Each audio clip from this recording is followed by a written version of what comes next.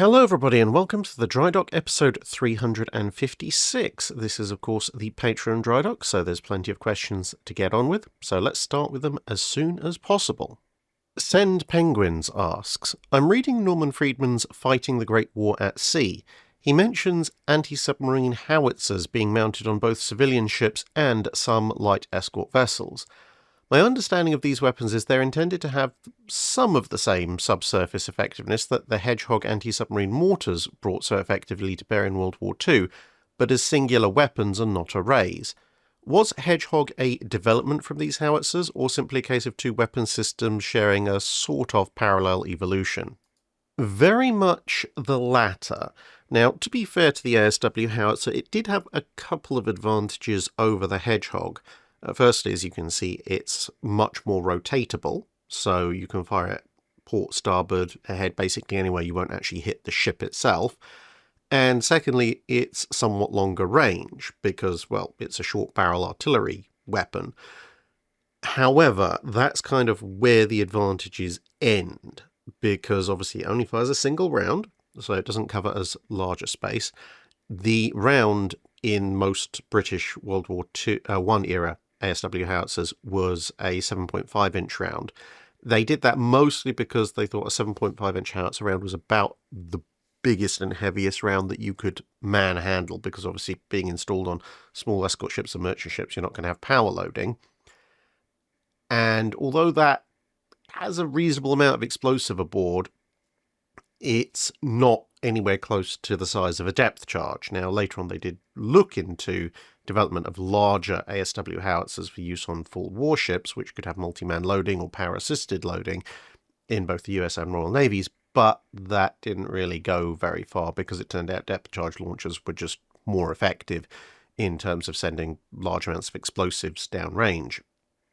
Another problem was that because this was a shell being fired by a charge, it didn't have all the properties of a depth charge or a Hedgehog ASW mortar round, in that, yes, it could go underwater briefly, but not very far. It essentially relied on a delayed action fuse, so if you shot a submarine that was on the surface, which, okay, well, that would be another minor advantage compared to the Hedgehog mortar, you could actually shoot things on the surface with it, but if you did, the idea was the shell would penetrate the outer casing and fetch up against the pressure hull, and then, depending on what you'd set the fuse for, half a second, a second, 2 seconds after impact, it would then explode and hopefully blow a hole in the pressure hull.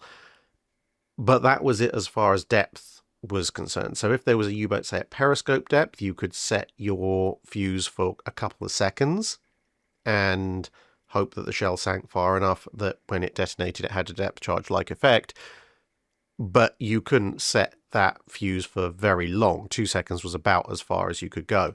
So unlike a Hedgehog mortar, which would basically keep falling and keep being potentially lethal until it hit its own crush depth, if a submarine was properly dived 50, 100 feet down, there was very little chance that this thing was ever going to come even close to troubling it. But at the same time, as I said, it doesn't have the same kind of charge as a full depth charge, so you still have to get either a direct hit or very, very close. Another thing you might guess, if you look at the base, is, it's a howitzer.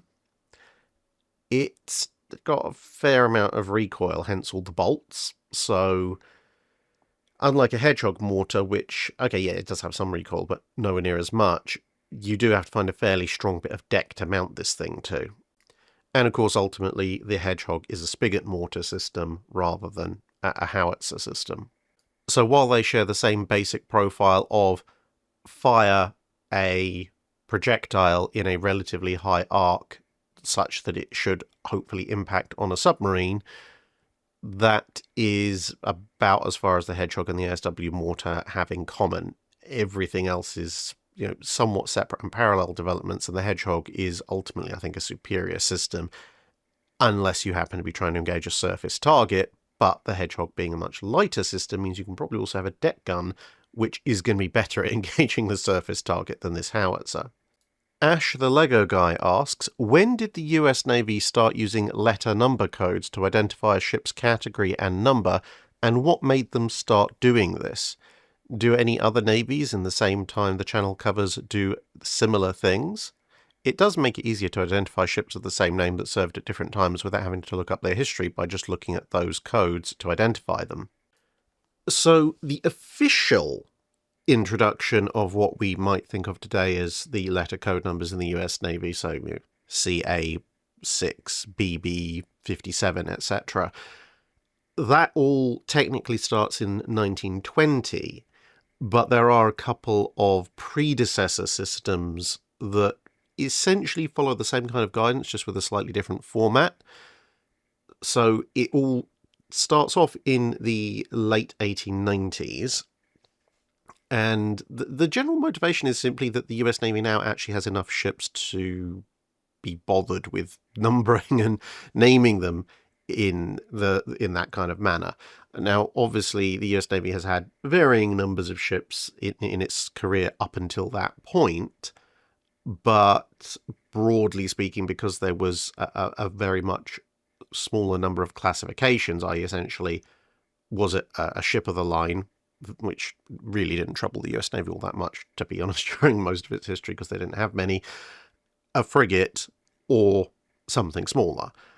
But now you've got destroyers, protected cruisers, armoured cruisers, battleships, and all sorts of other things. So the distinguishing factors need to be made, and, well, there's a lot of different ships. The other problem is, of course, naming conventions, because you have armoured cruisers with state names, as well as battleships with state names, and in the case of Kearsarge, a battleship without a state name.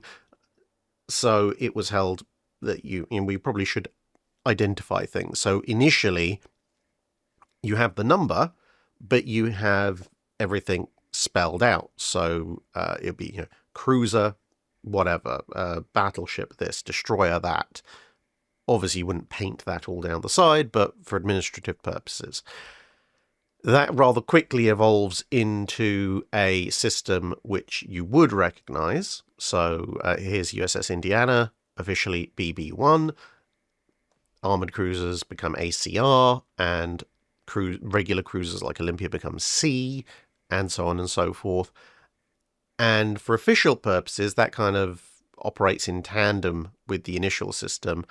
But then in 1920, they decide to rip apart the entire old system and completely redo things from scratch. So in the case of battleships, not a huge amount changes, but, for example, ACR, armoured cruiser, becomes CA, which will also later be used for heavy cruiser.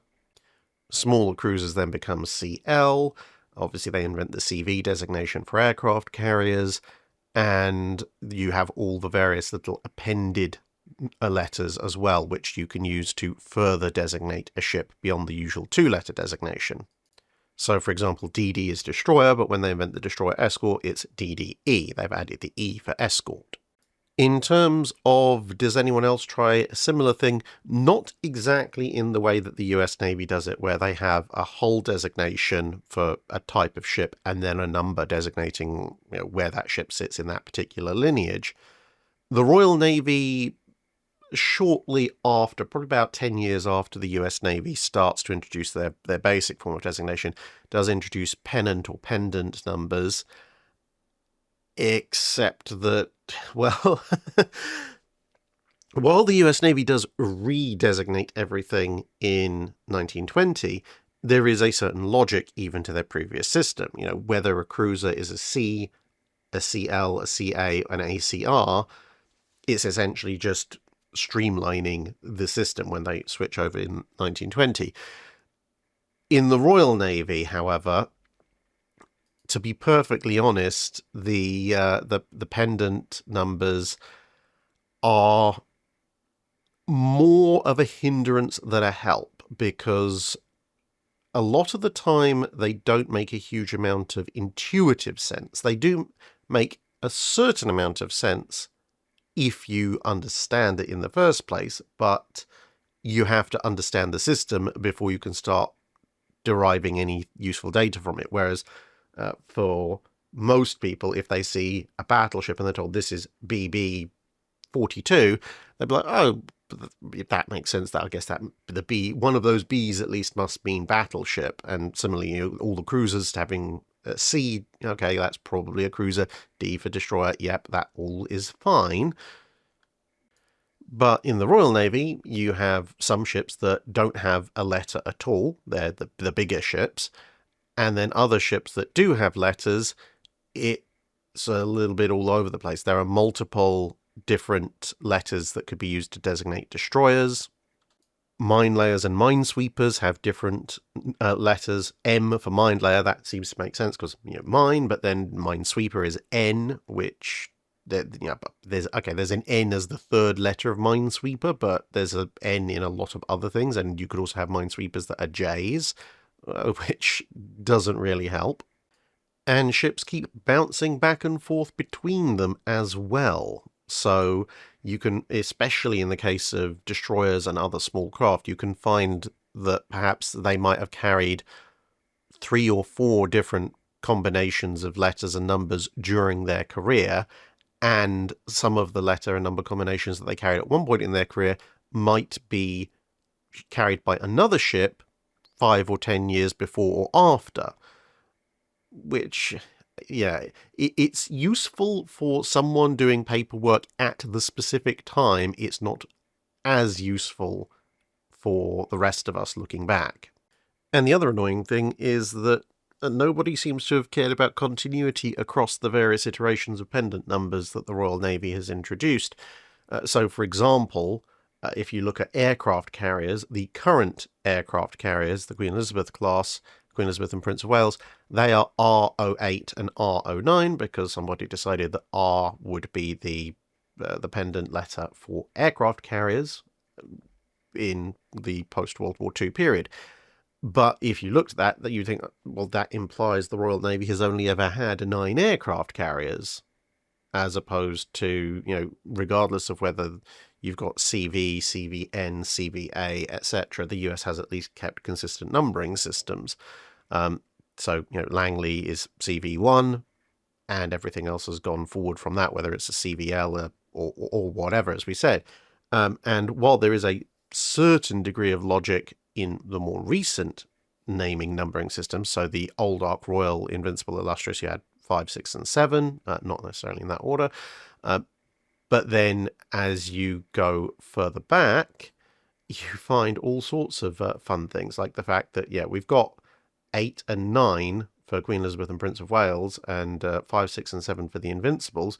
But at one point, Centaur, Albion, and Bulwark were 6, 7, and 8. And the old Audacious class Ark Royal was 9, R09. Eagle was R05, and then you get further back to the Majestics and the Colossuses and even the Implacables, and they just stuck an R on the old non-lettered pendant number. So you get, for example, let's take a random one, HMS Powerful is R95. Now, that doesn't mean she's the 95th aircraft carrier the Royal Navy's ever possessed. That's just she happened to be pendant number R95 before, and they stuck the R on it. And because it's also not retroactive, ships like Unicorn and Argus will forever live with an I, I-72 in the case of Unicorn, because I was the previous letter. And then for still older vessels, or vessels from the period between pendant letters, like the Ark Royal class Ark Royal, that's just 91 because its pendant number was 91. Furious was 47.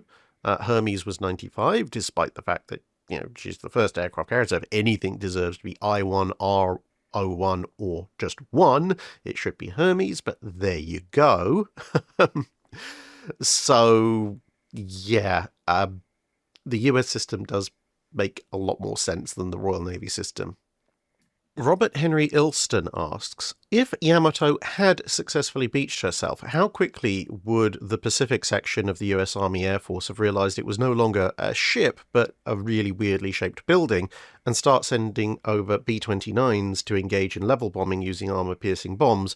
And how effective would they be, considering that the ship was no longer capable of maneuvering? I mean, realistically, I don't think they would have gotten much of a chance, because even assuming that Yamato does somehow manage to make it to beach herself, you would have all the slow battleships in the bombardment force and the fast battleships nearby all going, okay, great, you've stopped moving. That's an easier fire control solution at shore bombardment time it is then. And probably shelled Yamato into a Swiss cheese long before anybody could have marshalled any heavy bombers to go after her. I mean, to be fair, the cruisers and the destroyers and pretty much anything with a gun on bombardment and amphibious escort duty probably would have been shelling her as well as the capital ships. But given her defences and her main battery, I could see a situation where perhaps the US Admirals would call back the lighter ships because, hey, they've got, 10 times or more as many battleships to shell Yamato, so there's no point in risking having cruisers or destroyers obliterated by 18.1-inch guns for the few hours that Yamato would remain operational. Just send the battleships in to finish the job. Plus, of course, the aircraft carriers would be loading up with as many bombs as humanly possible and sending wave after wave of aircraft to try and at least render it combat ineffective. Of course, there's no point in trying to torpedo the thing once it's beached, but you can smash up an awful lot of at least the secondary weapons and fire control systems with AP bombs. Obviously, again, it not moving makes it a fairly easy target, and potentially with some of the heavier bombs, especially delivered by dive bombers, you might actually be able to cripple or disable some of the main battery turrets as well. So realistically, even if Yamato had beached herself, she probably wouldn't have been a combat effective platform within 24 hours simply because anything that could fling explosives in the US Navy would be doing its level best to fling explosives at Yamato. But if we, for sake of argument, say that, well, whatever reason the US Navy is holding off on that, and the US troops ashore haven't begun a mass boarding action or something like that, and somehow it's down to the US Army Air Force to deal with the thing, I wouldn't use B-29s because they're high-altitude heavy bombers. Precision, in terms of even hitting a ship the size of a battleship, is not in their general repertoire. Firebombing cities, fine. Maybe coming down to slightly lower altitude for slightly more precision strikes, okay. But when you're talking about precision strikes, you're talking about strikes on something the size of a dockyard or a major factory complex. You might get some hits on Yamato, but it's going to be more luck than judgment. If it's down to the US Army Air Force to somehow deal with it, I think you're far, far, far more likely to see low-flying B-25s and B-26s being sent in, because they would have a much higher chance of actually delivering bomb loads straight onto Yamato, especially if you send in some of the A versions with massive amounts of nose-borne firepower to suppress any anti-aircraft defences first. Marlin Stout asks, had the small carrier loophole in the naval treaties not been closed after the construction of Ruggiero began, and Japan had then gone ahead with its plan to build a fleet of light carriers, i.e. sub-10,000-ton ships, how would the other navies have responded? Would we have seen everyone build their own Ruggiero-size carriers in numbers? And if there had been a small carrier race, how might that have affected the early months of World War II? I think more broadly, the smaller navies wouldn't have cared that much because they're far more constrained by budget and infrastructure availability than they are by treaties when it comes to the construction of carriers. You maybe in the 1930s might see the Germans trying to build something of that nature, but to be honest, even then, infrastructure limitations and monetary shortages would mean I don't think they would. I might be wrong, but I have a feeling that they'd probably still be trying for the bigger ships, the Graf Zeppelin types. So realistically, you've just got to consider the responses of the Royal Navy and the US Navy. And I think those responses would be very, very different, because for the Royal Navy, although having to somehow persuade the Treasury to hand over more money to engage in this new mini-arms race would not be easy, small sub-10,000-ton purpose-built aircraft carriers might appeal to the Royal Navy quite a bit, in addition to the fleet carrier program, because you would have obviously a limited air group, but much like the Royal Navy's problems with finding enough cruisers in the interwar period, you've got to cover a huge amount of territory all around the Empire. And part of the reason, at least, the Royal Navy is hanging on to ships like Argus and to a certain extent Hermes throughout the interwar period. I mean, yes, it's budgetary, but also simply because having lots of smaller hulls lets you be in lots of places. If they have this option, then you might well see the Royal Navy essentially going, okay, we keep Ark Royal and future fleet carriers, we maybe keep Courageous, Glorious and Furious, albeit, to be fair, especially with Furious, the air group is not that much larger than what you could probably fit on a purpose-built sub-10,000 ton ship. But almost anything else probably ends up going to the breakers, because if you do a purpose-built 10,000 ton carrier, you could probably get an air group of 25 to 30 on there. I mean, you look at the Independence class, they're 11,000 tons standard, but for that you get decent speed as well as, you know, a modicum of protection, AA firepower, and in theory, depending on the aircraft loadout, slightly more than 30 ships, so 30 aircraft aboard, so you could shave the machinery down a little bit, go for just splinter proofing and so forth, and probably fit 30 aircraft onto 10,000 tons or thereabouts. And for the Royal Navy, that would make a perfect station ship to, you know, be off in the China Station and various other places, kind of like some pre-World War I ships were, designed to free up battleships to go back to the Grand Fleet. Similarly, this would free up fleet carriers to go back to the main home fleet and Mediterranean fleet. It would also provide them with something to potentially escort convoys with, instead of historically sending Courageous and other things on submarine hunting missions and convoy escort missions. And of course, if you've got a production of these going, they would obviously be much better suited for switching over to mass production than full-size fleet carriers. So I think, although the Royal Navy probably wouldn't have been pleased, as I said, having to find the money for it, they might have been pleased by the overall results, especially if somebody works out, like you get with the Leanders and the Arethuses, sort of tries to work out an even smaller, even cheaper iteration and accidentally invents the escort carrier, maybe in the mid to late 1930s. The US, I think, well, given if the Japanese are proliferating these smaller carriers, they would have to build their own in response. I think, though, that the US would be far less enthusiastic about the idea because they like a big air group, and, you know, with a Yorktown class, which would be barely twice the displacement of a 10,000 tonner, you get 3 times-ish the air group, and, you know, significantly better defences, and probably longer range as well, all of which are very important for the Pacific carrier war that the Americans reckon is coming. The only thing that maybe would recommend itself to the US Navy at that point would be, hey, lots and lots of flight decks, therefore their whole concern about a carrier found being a carrier sunk doesn't really have as much bite now if you have a dozen hulls out there or more that the enemy has to find and sink.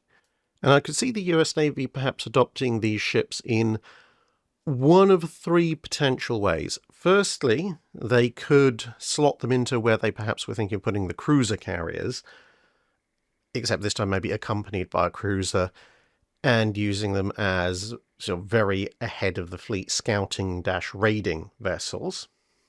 Secondly, you perhaps could see them, because they would be viewed as somewhat more expendable, operating in closer support of the fleet, perhaps to give the fleet air cover against air attack, while the big fleet carriers were somewhat more detached and able to do their own thing.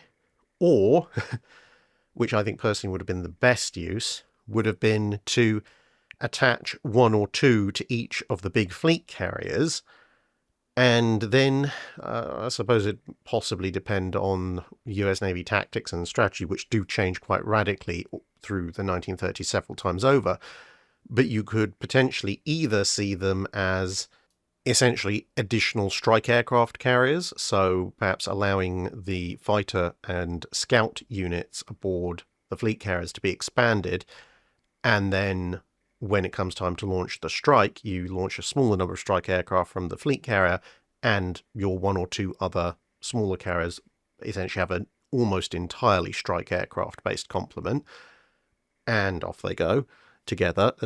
Or, given the US concerns about a found carrier as a dead carrier, possibly have them instead load up primarily as fighter and scout carriers.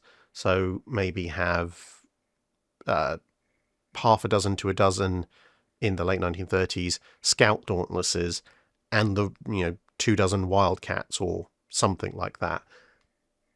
And then the light carrier or light carriers essentially act to have a constant, relatively strong, at least for the early part of the war, combat air patrol going. Maybe have 6 aircraft from each carrier, have 2 light carriers assigned. So you now have 6 fighters from the fleet carrier, 6 from each of the others. So you now have 18 fighters there ready to go, and the 2 light carriers can then also have the rest of their air group or a good chunk of it on hot standby. And, they can help with the scouting as well.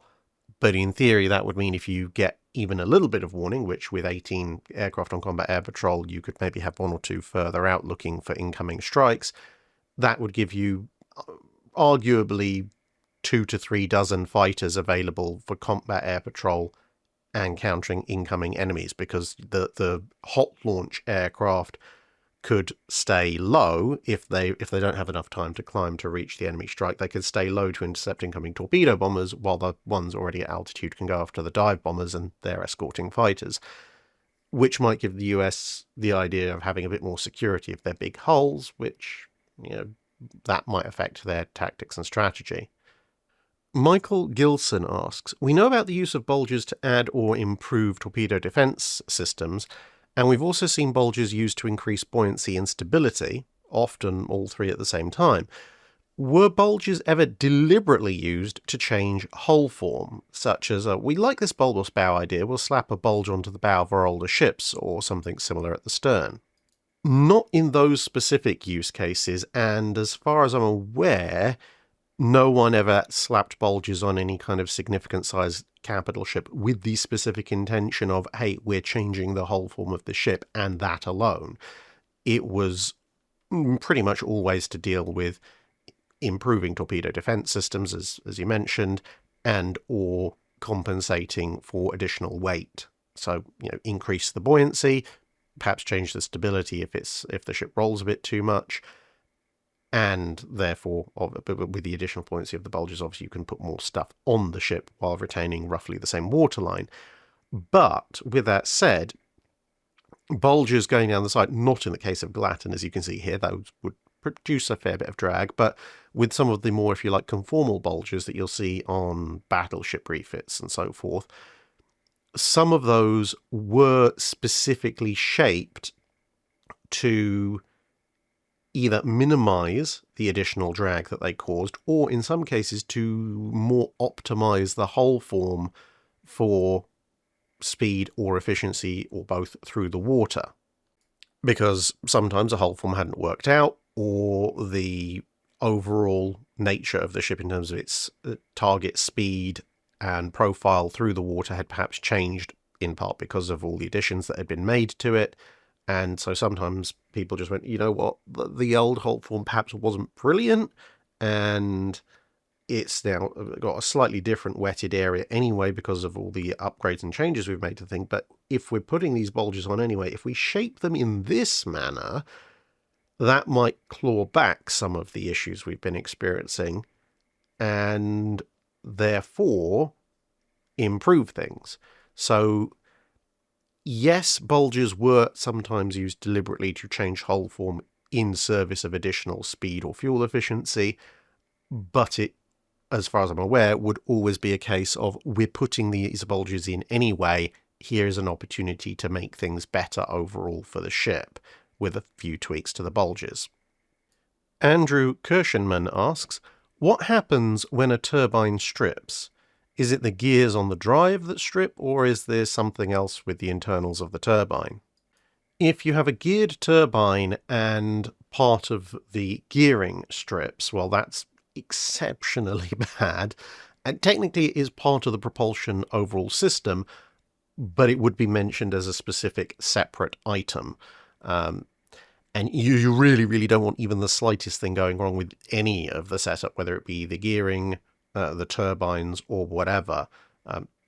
That's one of the reasons why the access to the gearing systems in various US ships around the time of the Vietnam War was considerably tightened up, because people found you could put the very, very smallest of things in the gearing system and completely stuff the ship for months, if not years, because you'd have to replace the entire thing.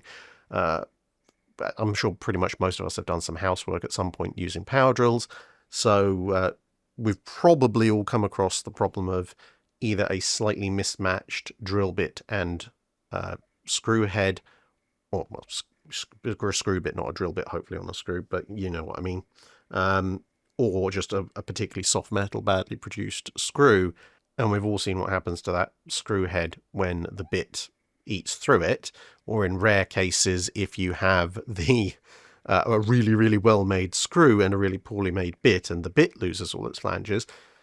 Yeah, now imagine that happening under, several orders of magnitude more power and on a considerably larger scale, and that's not good. But turbines, anyway. So here is a turbine. This is part of the turbine set on HMS Belfast. So what tends to happen when a turbine strips is you can hopefully see each of these rotors is made up of lots of individual single blades. So what will happen is one of these blades will fail for whatever reason, except under the extremely high temperature and high speed of rotation that these turbine rotors are undergoing. When it fails, it tends to fail somewhat explosively, and fragments end up going everywhere. Now, some of you I know, because you've been in correspondence with me before about this kind of thing, who work with turbines, either at sea or on land. The people who work with these things will tell you, once you start to have blade failure, i.e. stripping in a turbine, this is very, very, very bad, because those fragments, if they manage to exit the casing, will be extremely dangerous, not to mention, of course, the high-pressure steam that will also be coming out of the thing. This is kind of a worst-case scenario, but it can have a number of different ways of failing. Now, of course, if one fails, then it can cause the immediate or proximate failure of other blades on that rotor in proximity, which could cause a cascade failure. But even if that doesn't happen, that rotor is now going to be unbalanced, okay, albeit by a small amount, but at the kind of speeds and temperatures that's going, even that small amount of unbalance is going to be extremely dangerous. And whatever happens, you are going to have fragments cascading back into the next rotor, which at best unbalance it, at worst cause damage, which could cause more failure, and so on and so forth. So absolute worst case, you could get the entire rotor disassembling itself very violently over the course of a few seconds, causing multiple rotors behind it to disassemble, and then very, very, very, very bad things happen. But more usually, you might end up with a partial rotor failure and potentially one or two rotors behind it failing. The thing is, again, with the speed and temperature that these things are going, if you get that kind of failure, it's very likely the whole thing is going to jam itself to a screaming halt very, very fast, at which point either your automatic safety systems will come into play, or if your operator is fast enough and they hear the initial stages of this happening, they're going to be doing an emergency stop pretty darn quickly as well. Because if you do let it cascade, and it does cascade, you potentially have a very, very high pressure, very lethal bomb on your hands in the largest underwater compartment on your ship, which also happens to be your propulsion system, which, doesn't really need further explanation as to why that's a bad thing. But in the average case, if this does happen, basically this turbine is dead and you're not going to be able to use it. And depending on the system, that obviously it could be a low pressure turbine or a high pressure turbine that fails. But depending on how your system is built, that may knock out your entire propulsion system for that drive shaft, because usually you'd have your high pressure turbine connected to your low pressure turbine connected to your drive shaft, and obviously from the low pressure turbine to the condenser. But obviously you might have cruising turbines or multiple low pressure turbines. So if you have multiple low pressure turbines and you lose one of them, well, you might be able to just bypass that and keep going. Some systems, at least if I'm reading the diagrams right, seem to have bypasses for the high pressure turbine, so you could potentially just run the low pressure one. You still have to get stuff to the condenser, which is easier in that circumstance than having to bypass the low pressure turbine. But it all depends very much on the setup you've got. But to be perfectly honest, if you've got one of these failures, you're probably just best shutting down that entire propulsion shaft system and limping along on whatever else you have left. In some ways, if you want to see a form of this kind of thing happening, look for a bird being ingested or some other kind of foreign object ingestion into a modern turbofan. It's not exactly the same, but a number of the principles are the same. So some of the more dramatic failures there will give you some idea of what you could get from a turbine stripping, only the turbine stripping could potentially be a whole lot worse. Classe Cornate asks, Ultimate Admiral Dreadnoughts allows you, with 35,000 tons and 1935 tech, to create a long-range, 15-inch belt, 30-knot, 3-quad 16-inch battleship. What is the game missing that allows for such massive amounts of capability on hulls that historically needed 5 to 15,000 tons more displacement? It's not so much missing stuff, in my opinion, as it is allowing you to make design choices that would be very, very unwise in real life, and therefore would never be considered. But for you, as the designer in the game, you can make those choices if you absolutely want to save weight. So here, for example, is a ship I slapped together very quickly in response to this question. It has a 15-inch thick belt. It can go at 30 knots. It is armed with 3 quadruple 16-inch turrets. But you'll notice that although I set the hull weight to 35,000, it is over 41,000 tons. But when I'd initially completed the listed capabilities, so the 3 quad 16s, the 30 knots, the 15-inch belt, stuck some secondary batteries in as well and enough funnels to make the engine somewhat efficient, it was actually about 32 to 33,000 tons. Now, what changed between that and the just over 41,000 ton ship you see before you, which still isn't fantastic, and if you expanded the hull, you'd end up doing a little bit of tail chase. I think this would probably come up to about 45,000 tons if I built it to what I'd ideally like. But anyway, the difference is in the categories over on the left-hand side, particularly the components part, because you start off with some fairly generic stuff, but then you can choose, do you want geared turbines, diesel, electric, turboelectric, do you want really advanced geared turbines, different kinds of explosives, how much anti-torpedo defense do you want a single, double or triple bottom, how advanced do you want your barbette and citadel layout to be, and all these things, depending on what you choose, can add or save weight and add or diminish your capability.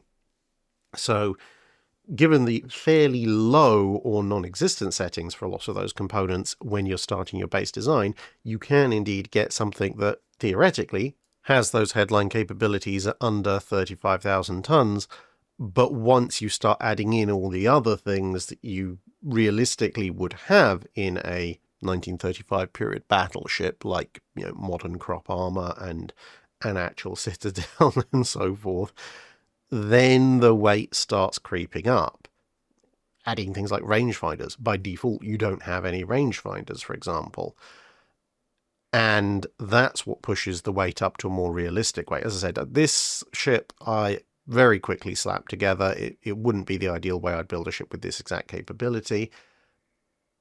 And some of the bits where I would select the more advanced capabilities, I only selected, 1 or 2 further down, just to see what would happen. But even then, as I said, I'm overweight. If I increased the overall dimensions of the hull to something like, say, 42,000 tons, then the game is going to scale some of those components, like the dimensions of the belt armor, and my weight's still going to go up. So as I said, I think realistically, if you're going to design the ship and go through all the components and make sure the components are optimal as well, you are going to end up with a ship of about 45,000 tons for this kind of capacity.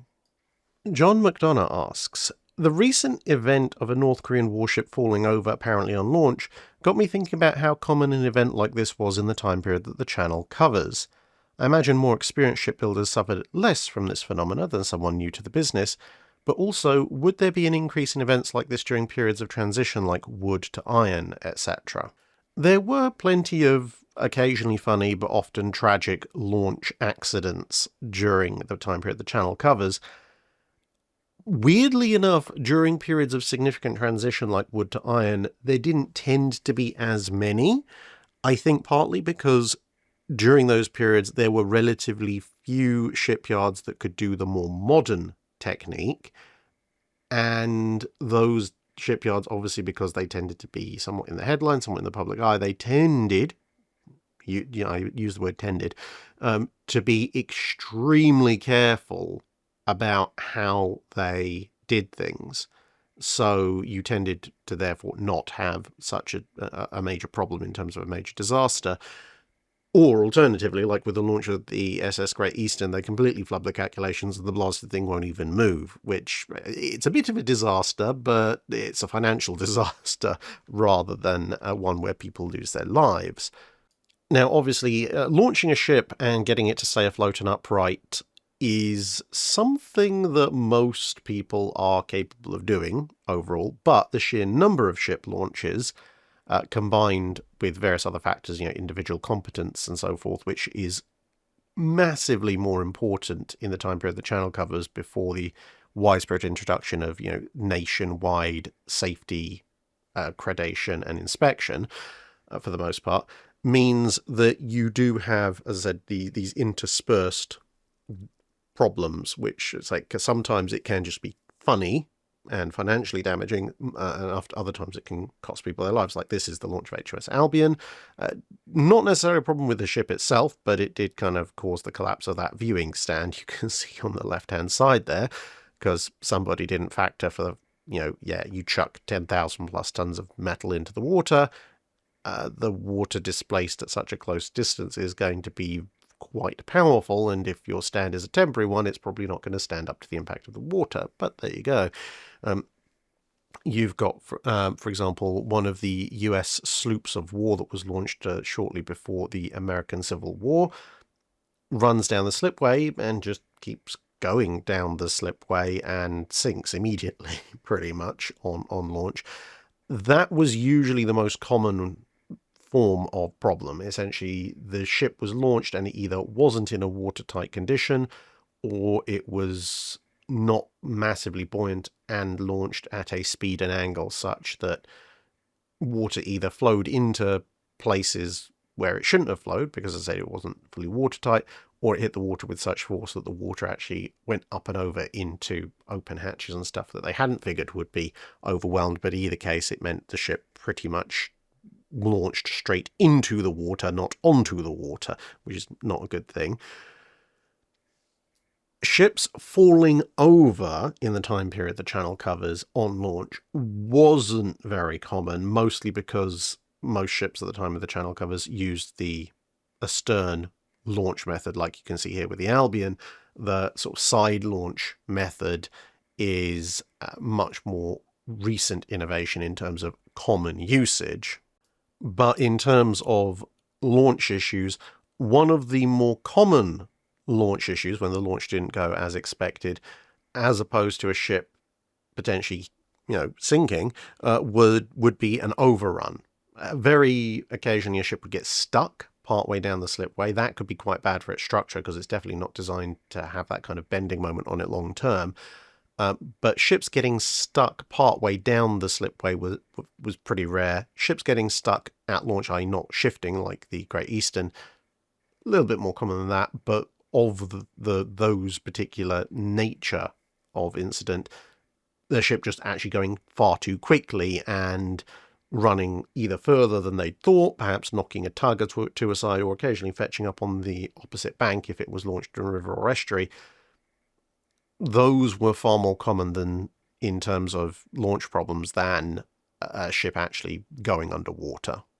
And of course, while those kinds of fast launch issues usually didn't cost anyone their lives, they could be varying degrees of embarrassing. It could just be that, oh look, that went a bit further than we thought. Find the person who made those calculations and beat them with sticks.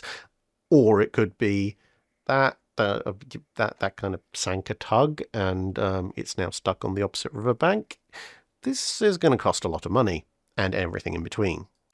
Lieutenant William Bush asks, how clear of an understanding of the G3 and N3 designs did the other signatory powers to the 1922 Washington Naval Treaty have, and to what extent did they recognise how advanced they were? Not a huge amount, to be perfectly honest, outside of the publicly stated headline figures that you'd see in press releases and parliamentary discussions, which were of course all on the record. We are very definitely, by the early 20s, in a period where everyone is playing their design cards very, very close to their chests. And of course, we're talking about designs that, being obviously pre-Washington Naval Treaty, there's not even the relatively minimal disclosure requirements that are in that treaty for anyone to comply with. Plus, of course, of the South Dakota Lexington pair, the Margi-Tosa pair, and the G3N3 pair, the G3N3s are the latest designs, so there has been even less opportunity for information to slip out about them. And an awful lot of what was going on with the G3s and N3s in terms of their advanced nature of design was going on in terms of things like their underwater hull form and their internal layout, which even if you'd seen a basic diagram a little bit like these ones, you wouldn't really derive all that much additional information from. I mean, you'd see the transom stern, that'd be fairly obvious, but outside of that, and maybe some general principles based on the overall profile, a lot of what made them the designs that they were would be concealed inside or below the water, which you usually wouldn't have access to in the early 20s if you were an American or Japanese naval attaché or spy. And, I mean, if you want an example, though it's only related to them, but if you look one step further forward, when the British are making the Nelson-class post-treaty, even then, with the relatively, as I said, limited amount of disclosure they were forced to do by the treaty, the Americans spent a good chunk of the 1920s convinced that the British were up to something, well, even more than they actually were. They thought they were developing some kind of battle carrier or so forth, something like that, because they couldn't conceive of why would they put the main battery all forward. This doesn't make any sense. This aft section, you could put another gun turret there. Therefore, this must clearly be for some nefarious purpose, like becoming half an aircraft carrier. And it's only when the Nelsons actually enter service and people can just go up and see them, they go, it turns out they were telling the truth. At least up for that part of the design. So yeah, at that point, an awful lot of what exactly everyone else was doing was guesswork. Glenn Ricafrente asks, what was the point of armouring the North Carolinas against their originally planned 14-inch armament when there were, for certain, more powerful guns floating around? Would you say this was one case where following the rule of thumb of armouring a ship against its own guns was perhaps a mistake? I think it's a little bit debatable, because obviously with hindsight, there are a bunch of ships wandering around with 15, 16 and even 18.1-inch guns in World War II, which would obviously be a bit of a problem if the North Carolinas ended up in a straight-up fight with one, assuming all other factors were being equal. But at the time, there is a certain logic to their decision. Now, whether you think it's good logic or a mistake, it kind of depends on personal interpretation. But I'll try and lay out some of the main factors in US Navy thinking so that you can make your own adjustment and you can come up with your own idea.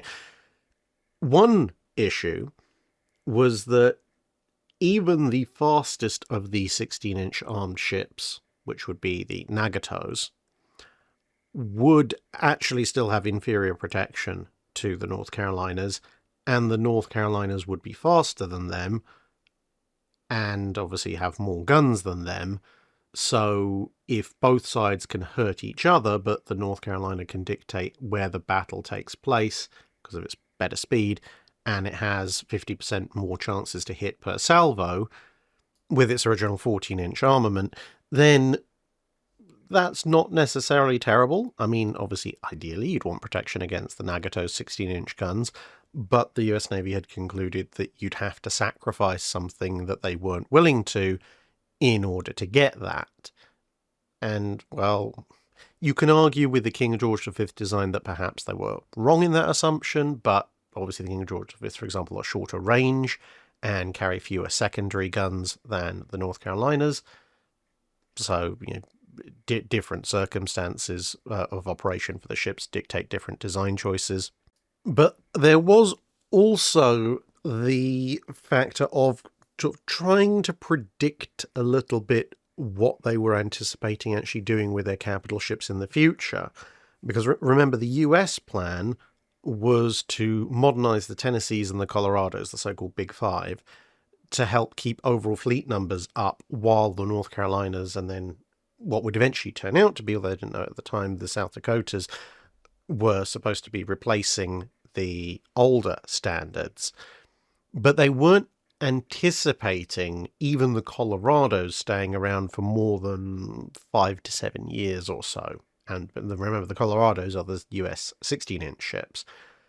So they know the British are probably thinking roughly the same thing. The R-class are supposed to be replaced by the King George V's. The British are modernising some of their battle cruisers and some of their Queen Elizabeths, but they're doing a kind of a similar, well, we'll modernise it just enough to hold over till we can replace them all outright. And they are presuming that the Japanese are probably going to be doing a similar thing with the Fusos, the Iseis, and then the Nagatos being replaced by newer ships as well. Obviously, this is before the Japanese walk away from the treaty system. And while everyone is anticipating war coming in some way, shape, or form, the simple fact is that out of the ships that are armed with 16-inch guns that exist in the world at that time, well, there are a total of 7 of them, the 2 Nagatos, the 2 Nelsons, and the 3 Colorados. 5 of those 7 either belong to the US or belong to someone they're not anticipating fighting and probably will ally with, aka the British. There are some 15-inch ships out there as well, but at the time they're designing the North Carolinas, those 15-inch guns are somewhat older. So if you're anticipating that everyone else is going to be following the treaties, and the new treaty says you have to have 14-inch guns, then if you're also assuming that war isn't coming until probably 42, 43, 44, then logically speaking, by that point, almost every single older ship that has bigger guns will either be scrapped or on its way to being scrapped and therefore worn out. And even if 1 or 2 of them aren't, they're still significantly slower than the North Carolinas are. So you're taking a little bit of a risk, but on paper, at least in the early to mid-30s, not a huge one, because by the time they are likely to see combat, you're anticipating everyone is going to have at most 14-inch gun ships, and even if there are a few old hangars around, most of the fleets can be made up of fast battleships, so those older, more heavily armed ships will probably just be left behind and can be safely dealt with by carriers or something else. Paul Frederick asks, you recently answered my question about shore bombardment during the assault on Peleliu. Barrel life was a big concern as the big show, the invasion of the Philippines, was approaching. It was pointed out in a book that barrel life of the 16-inch guns on the Maryland was considerably greater than that of the 14-inch guns on the older standards. This apparently had something to do with plating the barrel. If just plating the liner could extend service life that much, why didn't they plate the 14-inch liners? The book also indicated that in addition to the barrel liner, the breech blocks would need replacing. I understand linear wear, with the shells moving through the barrel, but the breech block doesn't seem to have that kind of wear. Did they replace the breech block when they did replace the liners? So there's two strands to this. The breech blocks will eventually need replacing. They don't wear at quite the same rate as the barrel liners, and as you mentioned, the barrels or the barrel liners will get worn physically as well as chemically by the shells moving through them, and of course the high heat and the combustion products of the propellant. But the breech blocks are subject to a certain degree of wear and tear as well. There's physical wear and tear every time they open and close, obviously, because there's a certain amount of friction involved there. They're also subject to some fairly high pressures and heat because, the propellant cooks off, and in that brief moment before the shell starts accelerating, all that pressure has to be contained by the breech block, which includes the opening breech itself. And, of course, you've got the chemical issues that come about with extremely high temperature combustion as well. And, of course, all that pressure is then pushing on the interrupted screw threads. Now, any individual firing, assuming it's all been made properly, not going to be a bit of an issue. But over time, fatigue and erosion are going to very gradually work their way through the gun to the point you do need to replace the breech block. But as far as I'm aware, it's not going to be anywhere as close to the lifespan of the barrels, i.e. the breech blocks will last a lot longer. In terms of the wear and tear on the guns with lining, so the 16-inch guns had been updated to have chromium plating on the liners, which is what increased their barrel life. This process was actually also applied to the 14-inch guns on various US ships, but it happened at different times. Related to the previous question, because the US was intending on retaining the Colorados and the Tennessees, the Colorados guns got the chromium plating really early in the mid-30s. The Tennessee's guns also chromium plated, as far as I'm aware, before the Americans entered World War II. But the older the standard battleships were, the less priority there was in updating them, and so some of the 14-inch arm standards didn't actually get their chromium linings on their liners until almost the end of World War II, at which point, during the run-up to the invasion of the Philippines, there would have been some ships with 14-inch barrels there who had not yet received chromium-lined barrels, which would mean that they would have somewhat shorter service lives to those barrels for shore bombardment purposes. Texas and La Choc asks, can you explain giving ships names like Icarus and other figures who met less than auspicious ends, particularly back in the era when superstition was a lot more rife? There would be a number of reasons why you might use a name like Icarus. This is a destroyer, HMS Icarus. And it can run into, I think, one of three main areas. Firstly, whoever's choosing the names isn't particularly aware of the specifics other than it generally fits the theme. So in the case of, let's say, Icarus, they might be aware that Icarus is a famous person from classical Greek mythology, and hey, we're naming a bunch of ships after classical Greek mythological figures, so we're going to name one Icarus. They, for some reason, may not have heard or put together the whole flying too close to the sun and falling into the sea and dying horribly part, but that's one element of it. Another element of it was simply that they may be choosing to emphasize certain parts of the myth in particular above and beyond other parts. So, for example, the idea of being adventurous and high-flying in the case of Icarus, rather than the subsequent flying too close to the sun and burning and drowning. But you actually see this quite a lot across the use of mythological names. So, for example, plenty of British warships carry the name Bellerophon, and in those cases, they really are looking more at the whole, rider of Pegasus, slayer of the Chimera thing, not the cast down from a great height to smash into some rocks because you've displeased the gods element, which is Bellerophon's ultimate fate. I mean, you're just going through the Trafalgar order of battle on the British side is a good way of looking at this, because you've got Leviathan, obviously being used in the context of a great, powerful creature of the sea, not so much a mortal enemy of all things holy. Agamemnon, again, most likely being used because famous Greek war hero, not so much the whole child sacrifice part. Ajax, again, great Greek hero of the Trojan War, big and mighty and tower-like and immovable, not so much focusing on the whole depression and self-removal from the life server element.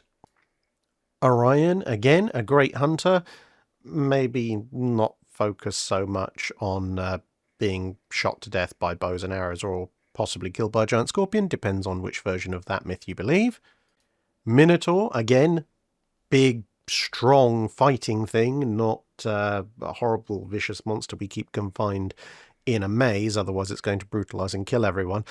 Although being the Royal Navy, they might well have also preferred that interpretation as well for melee actions.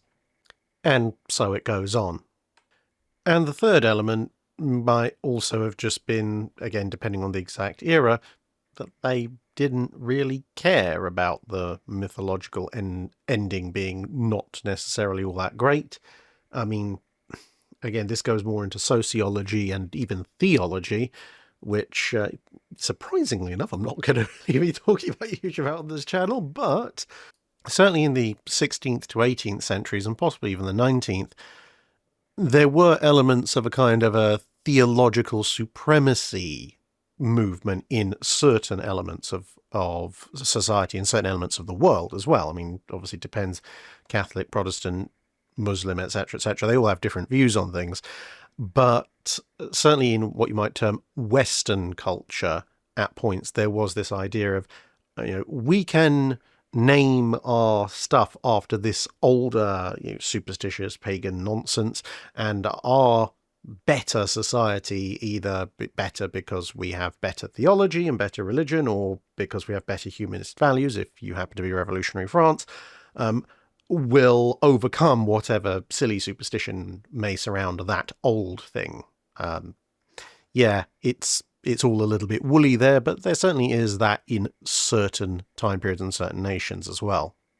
Essentially, it's just kind of, we can break the curse, just wrapped up in a lot more highfalutin language. Matt Blom asks, in your recent video on USS Cod, there was a segment where Tokyo Rose was playing on the submarine's radio, and she was calling out individual American submarines at sea, a form of Psy Ops to intimidate the crew by showing them that the Japanese naval intelligence knew that they were operating. It made me wonder if you knew of any other naval Psy Ops that the Allied navies played, likewise, on the Axis powers.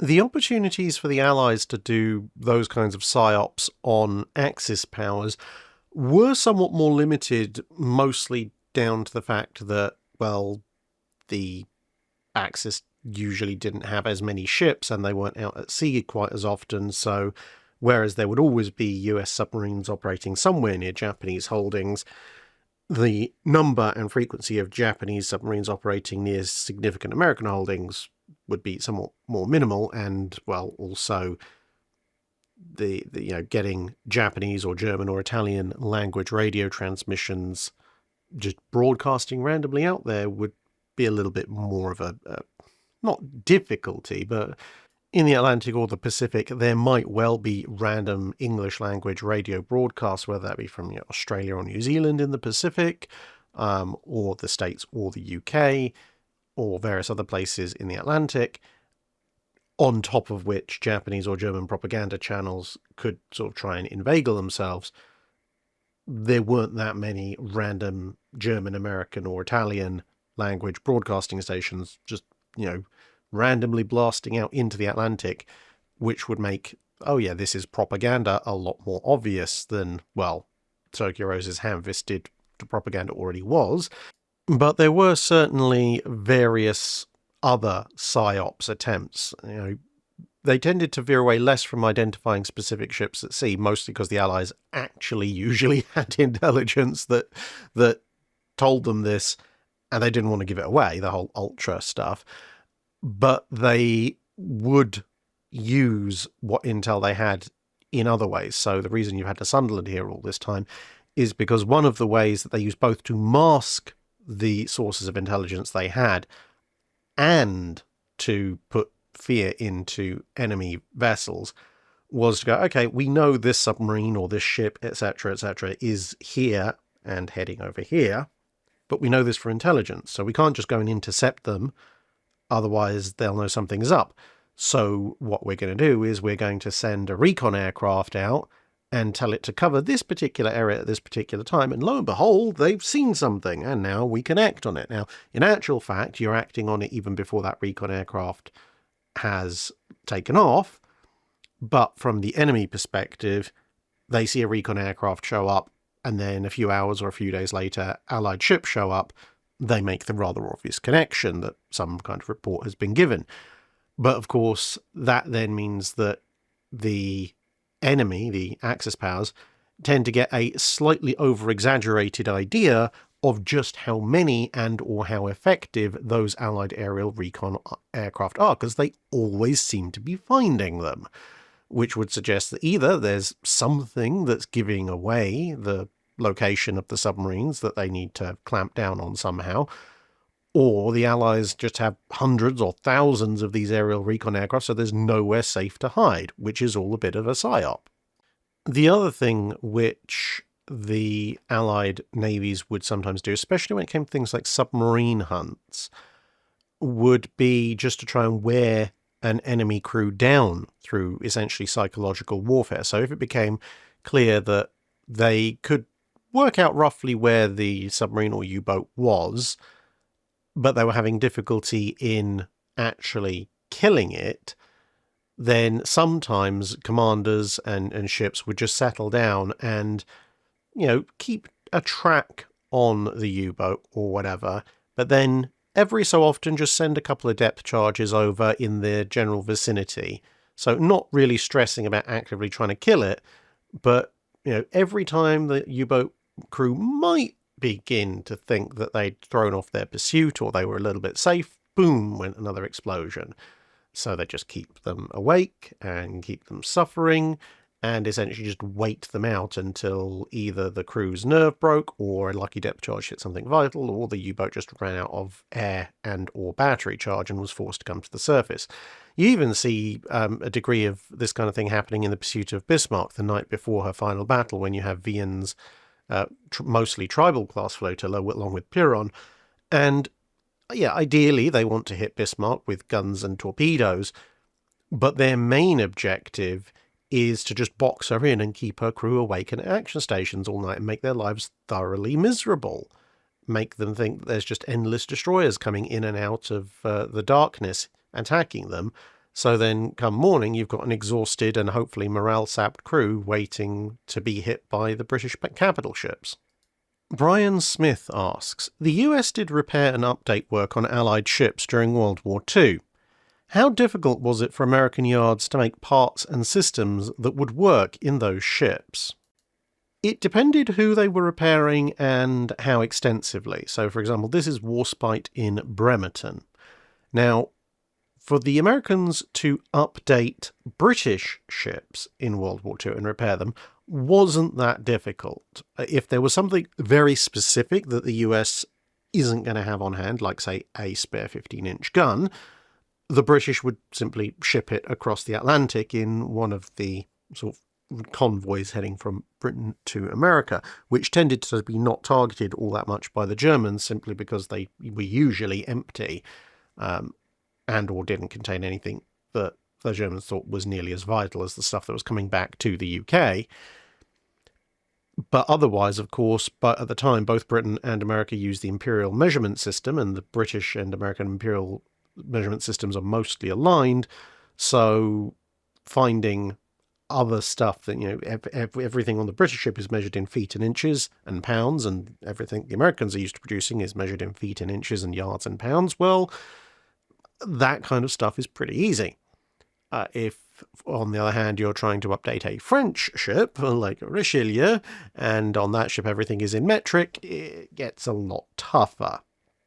And then, obviously, again, it depends what exactly are you doing, because if you're there to patch up some hull plating and structural elements that have been damaged by bombs or shells or torpedoes, that's not very difficult. Cabling, okay, sure, you might run on a different voltage system or whatever, but cable is cable. If it can withstand up to a certain voltage, then it doesn't, so say, for example, you've got cabling that's good for 1,000 volts randomly. Well, if this ship's running on 440, this ship's running on 400, this ship's running on some other weird and wacky frequency, not frequency, there's voltage is just voltage, so say 600 volts or 240 volts, it really doesn't matter if the cable is big enough and chunky enough. Now, of course, coming in with slightly finer cabling, that could be a bit of a problem, but there you go. Systems, again, if it was a kind of a bespoke system, you'd usually get that shipped across. So if, say, shell splinters had knocked out a Royal Navy high-angle control system anti-aircraft director, the British would be expected to send a new HACS unit over to be installed, and then the Americans could install it. A lot of the time, the work itself was relatively simple and universal. It was just that the Americans had more labour and more shipyards and weren't being bombed, which made it much easier to do over there than it did in French or British yards. But other times, either through unavailability of systems back in their home country or through planned upgrades, it was sometimes decided to just flat out replace a system with an American-made one. So, Mark 37 fire control systems, for example, very, very popular, as long as they could be spared, because, of course, the Americans had plenty of uses on their own ships for such systems. So it very much varied, and also depended a lot on when this is all being done. In 39, 40, 41, the Americans were more than happy to accommodate British ships coming into their yards that needed repairs and upgrades because, well, they had the capacity and the British were paying them in some way, shape or form. Whereas post-December 7th, 1941, suddenly there was a lot more demand in US yards for US ships being built, upgraded and repaired, and thus less capability available to repair and upgrade Allied ships, unless either they had an awful lot of political clout and or the need was really, really apparent. HMS Kettle Bruiser asks, in World of Warships, HMS Conqueror has established the meme of just pressing Control-P and Enter to essentially print an entire new ship in just seconds after the vessel has sustained considerable damage and thus manages to keep on fighting.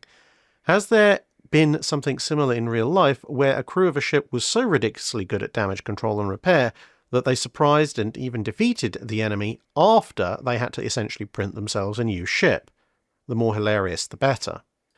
There are a bunch of what you might term short-term examples, where a crew hasn't necessarily kind of 3D printed their own ship back into place, but they might have, stemmed the flooding and so forth just enough for them to be able to re-enter combat in a way that wasn't perhaps very expected, like the Italian destroyer that everyone had written off as sinking, managing to torpedo a Royal Navy Tribal-class destroyer, which is in the middle of attacking the convoy that Italian destroyer had previously been protecting.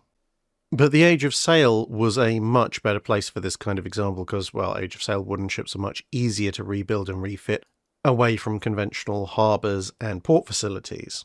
So you have, for example, HMS Centurion, as seen here, Admiral Anson's flagship during his voyage around the world, which went through so many refits, repairs and upgrades on random islands that you could easily have been forgiven for thinking that any one of those pit stops should have been the end of it. Or HMS Belle-Isle at the Battle of Trafalgar, which is dismasted, but then jury rigs a mast to have a little bit more control over the ship than just drifting, and then re-enters the fight. Or, as I've chronicled in its own video, the Spanish ship Glorioso, which faces a number of naval combats, and up until the last one, is constantly repairing and refitting itself to be in a slightly fitter state for the next fight it ends up in than it was at the end of its previous engagement. Bill Brockman asks, if the TBF Avenger hadn't been available or hadn't worked for some reason, would the US Navy have abandoned the torpedo bomber after Midway, since at that point 4 carriers had been sunk by dive bombing and the Devastator appeared to be a death trap? No, I don't think the US Navy would have abandoned the torpedo bomber, because when they were conducting the competition to replace the Devastator, which was actually already well underway before the Devastator got clawed out of the skies in 1942, there were quite a lot of different entries. The Avenger obviously would win the competition, but running a very close second was this thing, the Seawolf.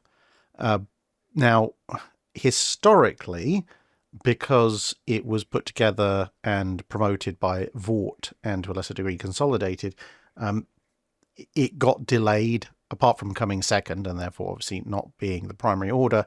Vought was obviously very occupied making the F4U Corsair, which took up a lot of their attention. So although the Seawolf did eventually fly, it wasn't until the war was nearly over. If the Avenger, for whatever reason, had completely failed, the Seawolf would have won the competition, at which point the US Navy probably would have told Grumman to focus almost exclusively on building fighters and maybe put aside the Corsair either entirely or at least put aside having any significant number of them.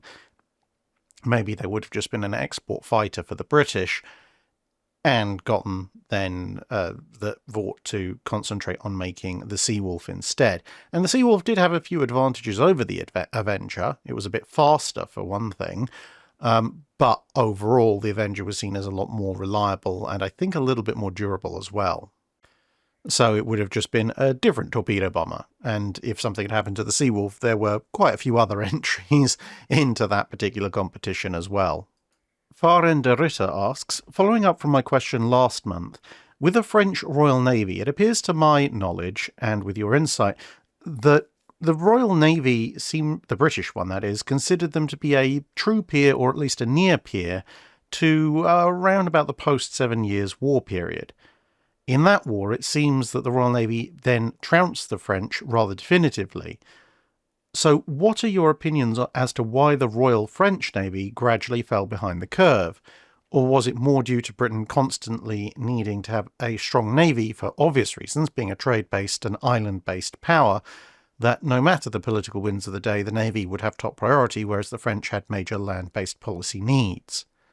Part of it was that diffusion of skill and expertise in France, because with a very large land army, obviously then a portion of the upper echelons of French military talent, the people who would be the best fighting captains and admirals, had a statistically higher chance of ending up as, captains or majors or generals in an army, as opposed to being in the navy. Whereas in Britain, although there was an army, it was considerably smaller, relatively speaking, and therefore there would be a higher chance of someone with a militarily brilliant mind ending up in the navy. But there were a number of other factors, some of which I've alluded to before, some of which I haven't mentioned so much before in this context. So one of the things I have mentioned before is the fact that during the mid to late 18th century, as you get closer and closer towards the French Revolution, but starting somewhat earlier, the French Navy had gone from being one of the more meritocratic institutions in the world to becoming more and more aristocratic as far as its officer corps went.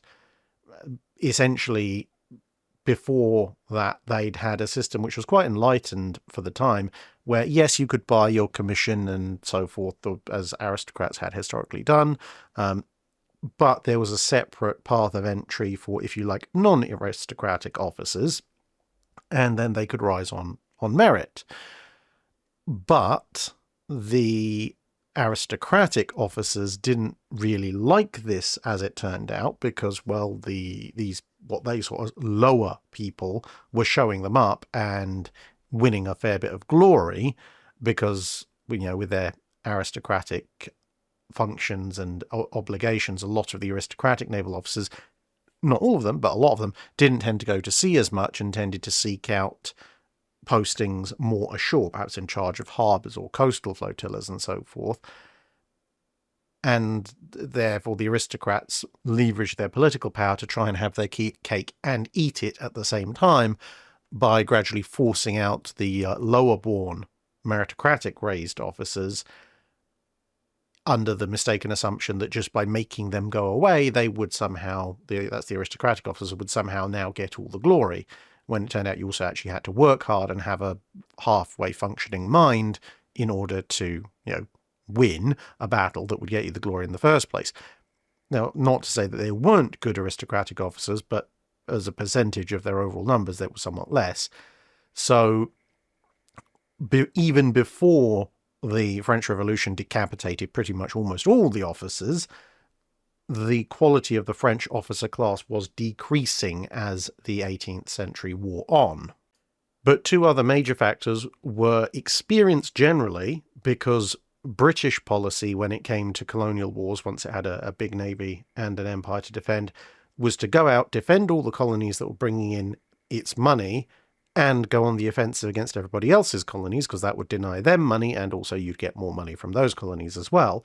So during the various and many wars, British officers tended to accumulate operational experience quite a bit, whereas French strategy, although it did vary at times during the century, but French strategy generally was, well, mainland France can generate a ton of money in and of itself, and so the colonies were to a certain degree almost left to their own devices, kind of hold out, defend yourselves, we'll deal with the main core of the issue in Western Europe, and then hopefully the survivors will be fine, and if you fell, well, we'll get you back at the negotiating table. As French strategy did vary somewhat, but that was their kind of general core approach for much of the time, which meant that even in a war where both sides could go out to sea and fight each other, the French ships weren't deployed as often. Therefore, even if you had a really good captain, the crew wouldn't get as much sea experience. And then it all caps off with some of the really big battles. And this is a similar problem to what the Ottomans face after the Battle of Lepanto, which is that in the aftermath of a really big sea battle, yes, you can repair and rebuild a fleet, if you're someone like France, relatively easily and, relatively speaking, quickly. But if you lose a large number of experienced officers and crew, either to death, maiming, or capture, relative to the British, then that's a huge loss of skilled sailors that you aren't making back anytime soon. Somewhat similar to the Japanese losing skilled fighter pilots in World War II. And that means even if you turn up with another fleet, that fleet is going to be considerably less experienced, therefore more likely to lose, therefore you lose even more sailors, including perhaps some of your remaining experienced ones, and down the spiral goes.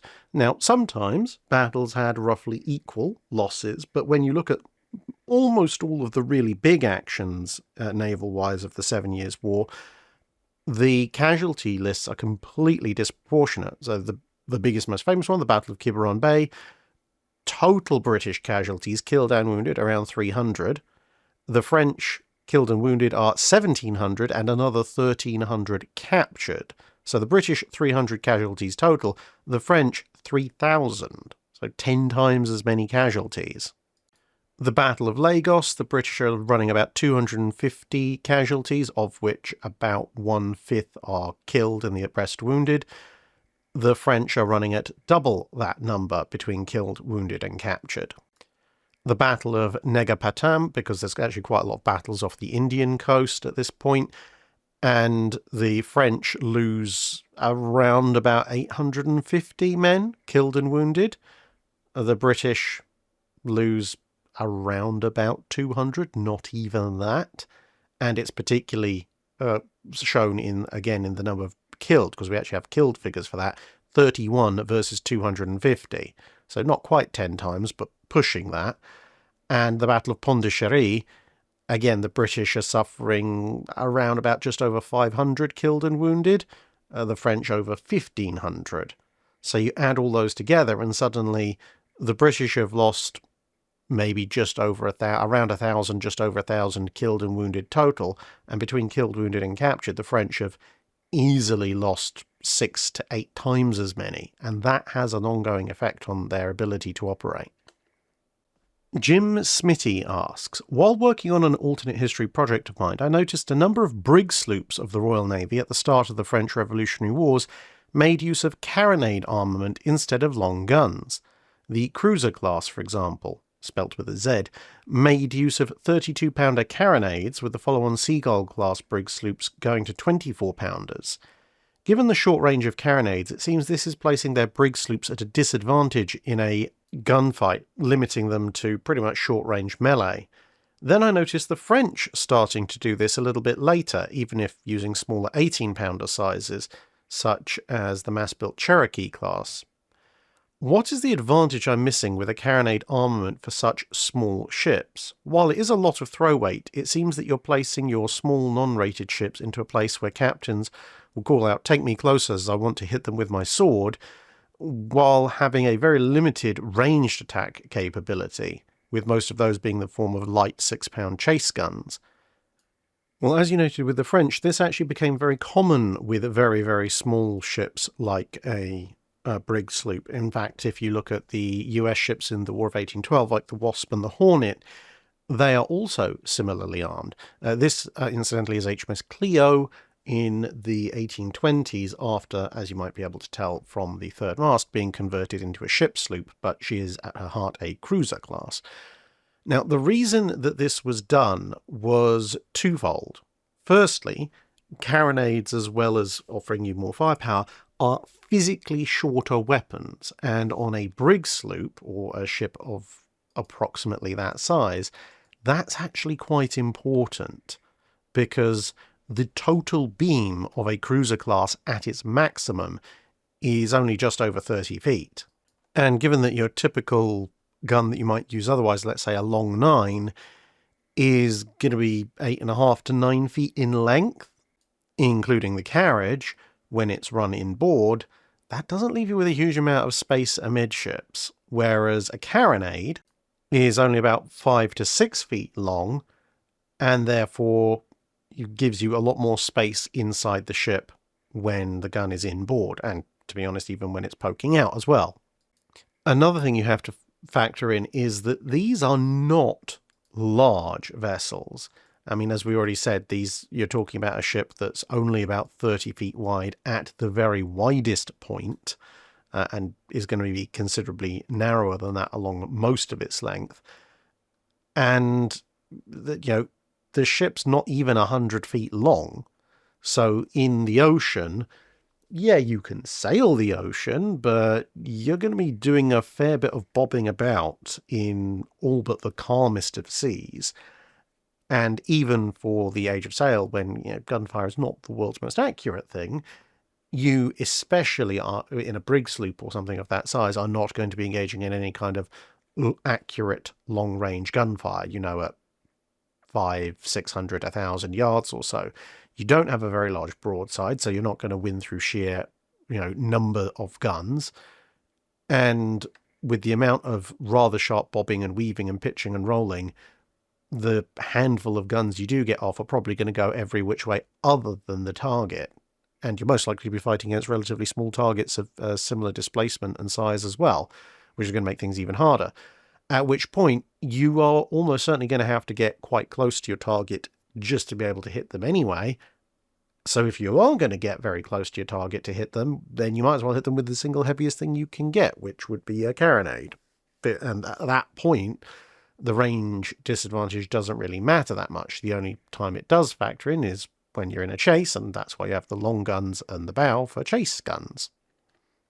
And with them generally being quite quick and agile, even if you come up against another ship that is running 6, 8 or 9 pounder long guns, the chances are you can probably evade most, if not all, of their fire long enough to close in to a point where you are now in range, and your much heavier broadside is going to do an awful lot more damage, both in terms of smashing up the ship, and also obviously you can fit a lot more anti-personnel shot in a 24 or 32 pounder compared to a 6 or an 8 or a 9. And in the event you do come across something bigger and meaner than you, like a full-size frigate, well, having a broadside of 6 or 8 9-pounders isn't going to deter them in the slightest. So the fact you might have a slightly longer range than if you just had pure carronades isn't going to help you at all. But if you sail up and let fly with half a dozen, maybe even more 32-pounders, you might put a bit of a sting into what's happening. And if you happen to have a friend or two, you might start to seriously worry that frigate. John McCarthy asks, "The recent video on USS Cod left me wondering how the US torpedo data computer compared with the systems used by other navies. Were there major pros and cons of the TDC and TDC adjacent systems used by the US, UK and Germany in relation to each other?" The weird thing was that, at least at the start of the Second World War, if you look at those three navies, US, UK and Germany, their torpedo reliability and effectiveness stood in almost inverse proportion to their torpedo fire control system's effectiveness. So the US had by far the best torpedo fire control device in the torpedo data computer, but as we've covered many, many times before, in the Mark 14, probably the single worst submarine-launched torpedo at that point, because it just flat out refused to work most of the time. The Germans initially had some relatively limited torpedo fire control systems, although by 1942, when the US is getting properly involved, the Germans are also introducing their latest generation of, well, we might as well call it a torpedo data computer, because it does have a German name, but it's one of those wonderfully long German names that takes up almost an entire line on a page. Now, as far as I can tell, in terms of its capabilities, the German mid to late war torpedo data computer equivalent is about as capable, or certainly as within shouting distance, of the US Navy's torpedo data computer in terms of working out the solution to, firing your torpedo, and it can continuously update as the submarine that you're on changes course and range changes and so on and so forth. The one thing which, as far as I can tell, at least from the various diagrams, it seems to lack is the US Navy's torpedo data computer's ability to essentially turn the clock back and forward so that you can check range and bearings at future predicted times rather than taking the shot just now, which is a huge advantage if you're stalking a target and they haven't seen you. So if we look at roughly the mid-war period, the German version of the torpedo data computer is almost as capable, but lacks one real killer feature. And German torpedoes are kind of a bit iffy when it comes to their capabilities. They're considerably more reliable than the Mark 14, in part because a lot of the issues that plague the Mark 14 in some cases actually also plague German torpedoes, but the Germans are a lot quicker about fixing them. And then you have the British, who have powerful, reliable, decent range torpedoes right from the start. So of those three navies, they have the best submarine launched torpedoes, but they also have arguably the worst of the torpedo data computer equivalents. They have a system called, helpfully, STD, Submarine Torpedo Director, which, like the German and US equivalents, it can solve the equations for where to aim your torpedo. But as far as I can tell, it doesn't seem to have the continuous update procedure that the mid-war German and whole war US ones would, i.e. you have to feed it a whole bunch of information and it will give you the correct solution for that time and in that direction. So it's not going to auto-set the gyros of your torpedoes to fire off at 30 degrees.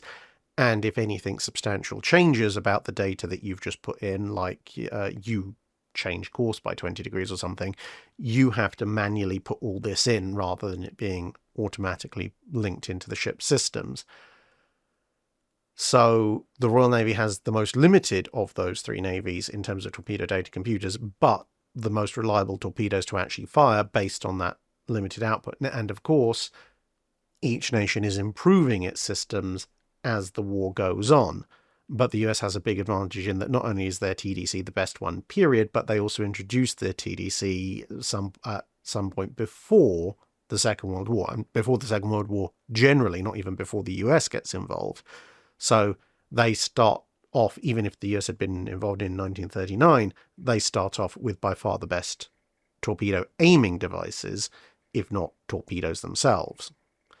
Realistically, if you want the absolute best possible performance out of any submarine in the war, you essentially want to take US submarines with their TDCs, but give them British submarine launched torpedoes. Then you would go on an absolute rampage.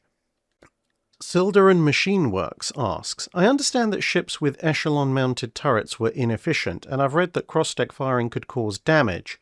But how much damage? Was it scorching the paint, or shattering portholes, or setting the deck planking on fire? And was there a doctrine to restrict cross-deck firing because of this? And was cross-deck firing ever actually used in testing or combat? Well, how much damage really depends on the type of gun and the positioning of the gun. So, for example, you see here HMS Inflexible.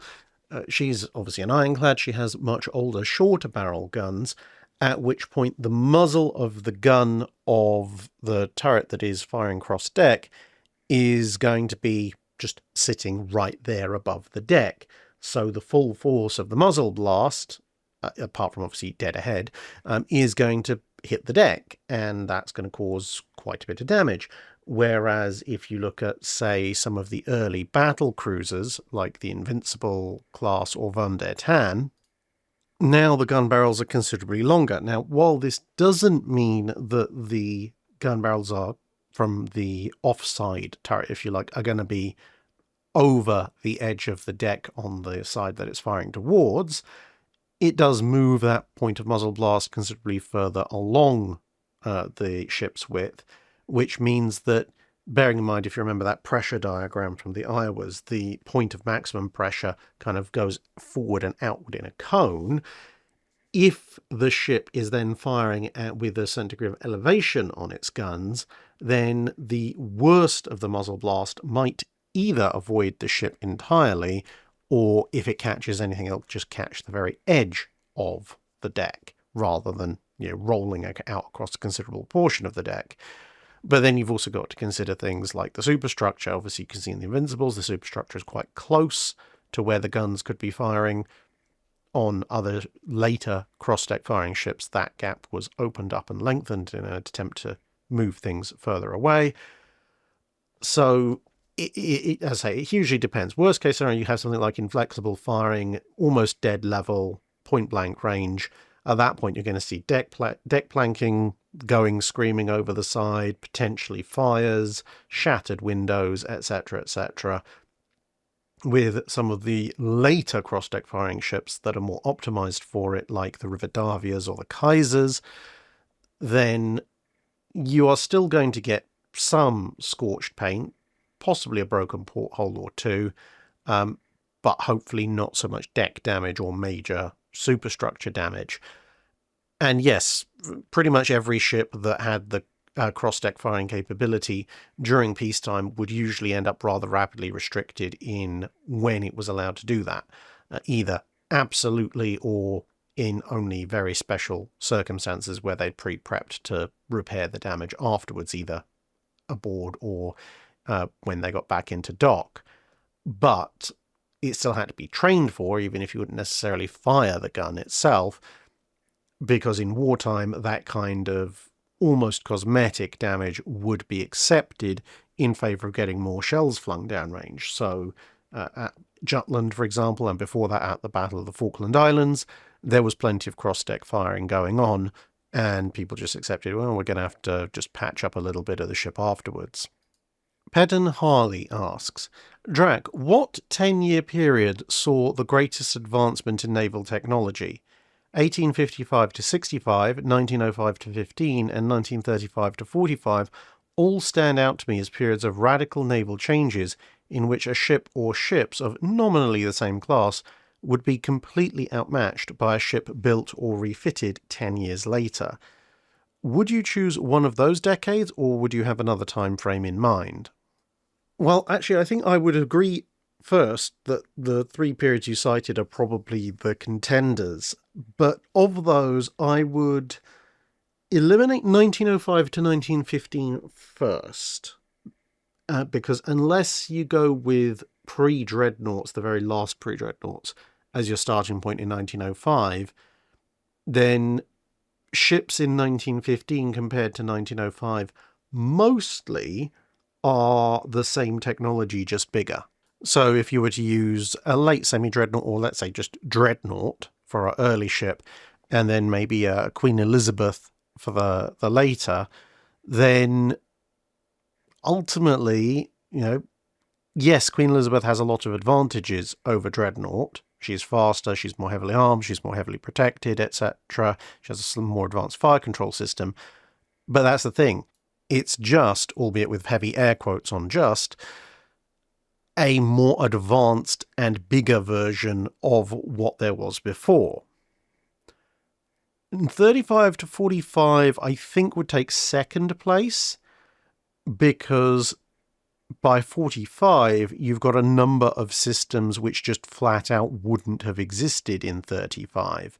I mean, just looking at battleships, radar, both search and fire control, surface and air, that completely is not a thing in 1935 and massively increases the ship's ability to both attack things and defend itself.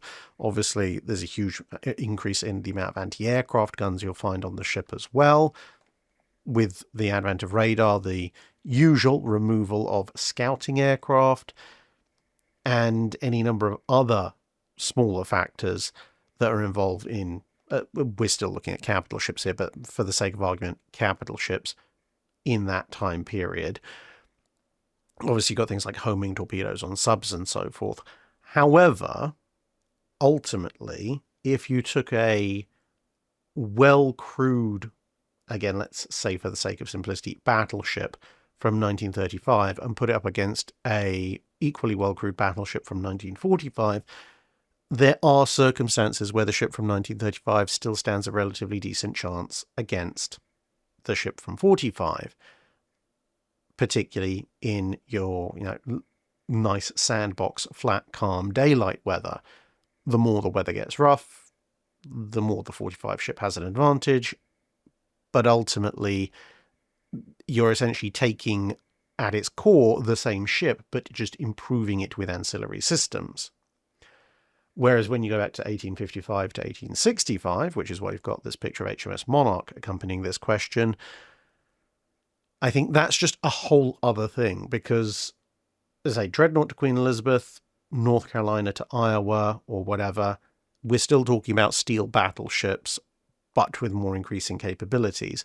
Whereas 1855 to 1865, you go from wooden warships, which may or may not have an auxiliary steam engine attached, and are primarily interested in firing what, for the time, are relatively small caliber solid shot or explosive shells in the interest of physically blowing apart your opponent, but mostly looking at carrying lots and lots of guns.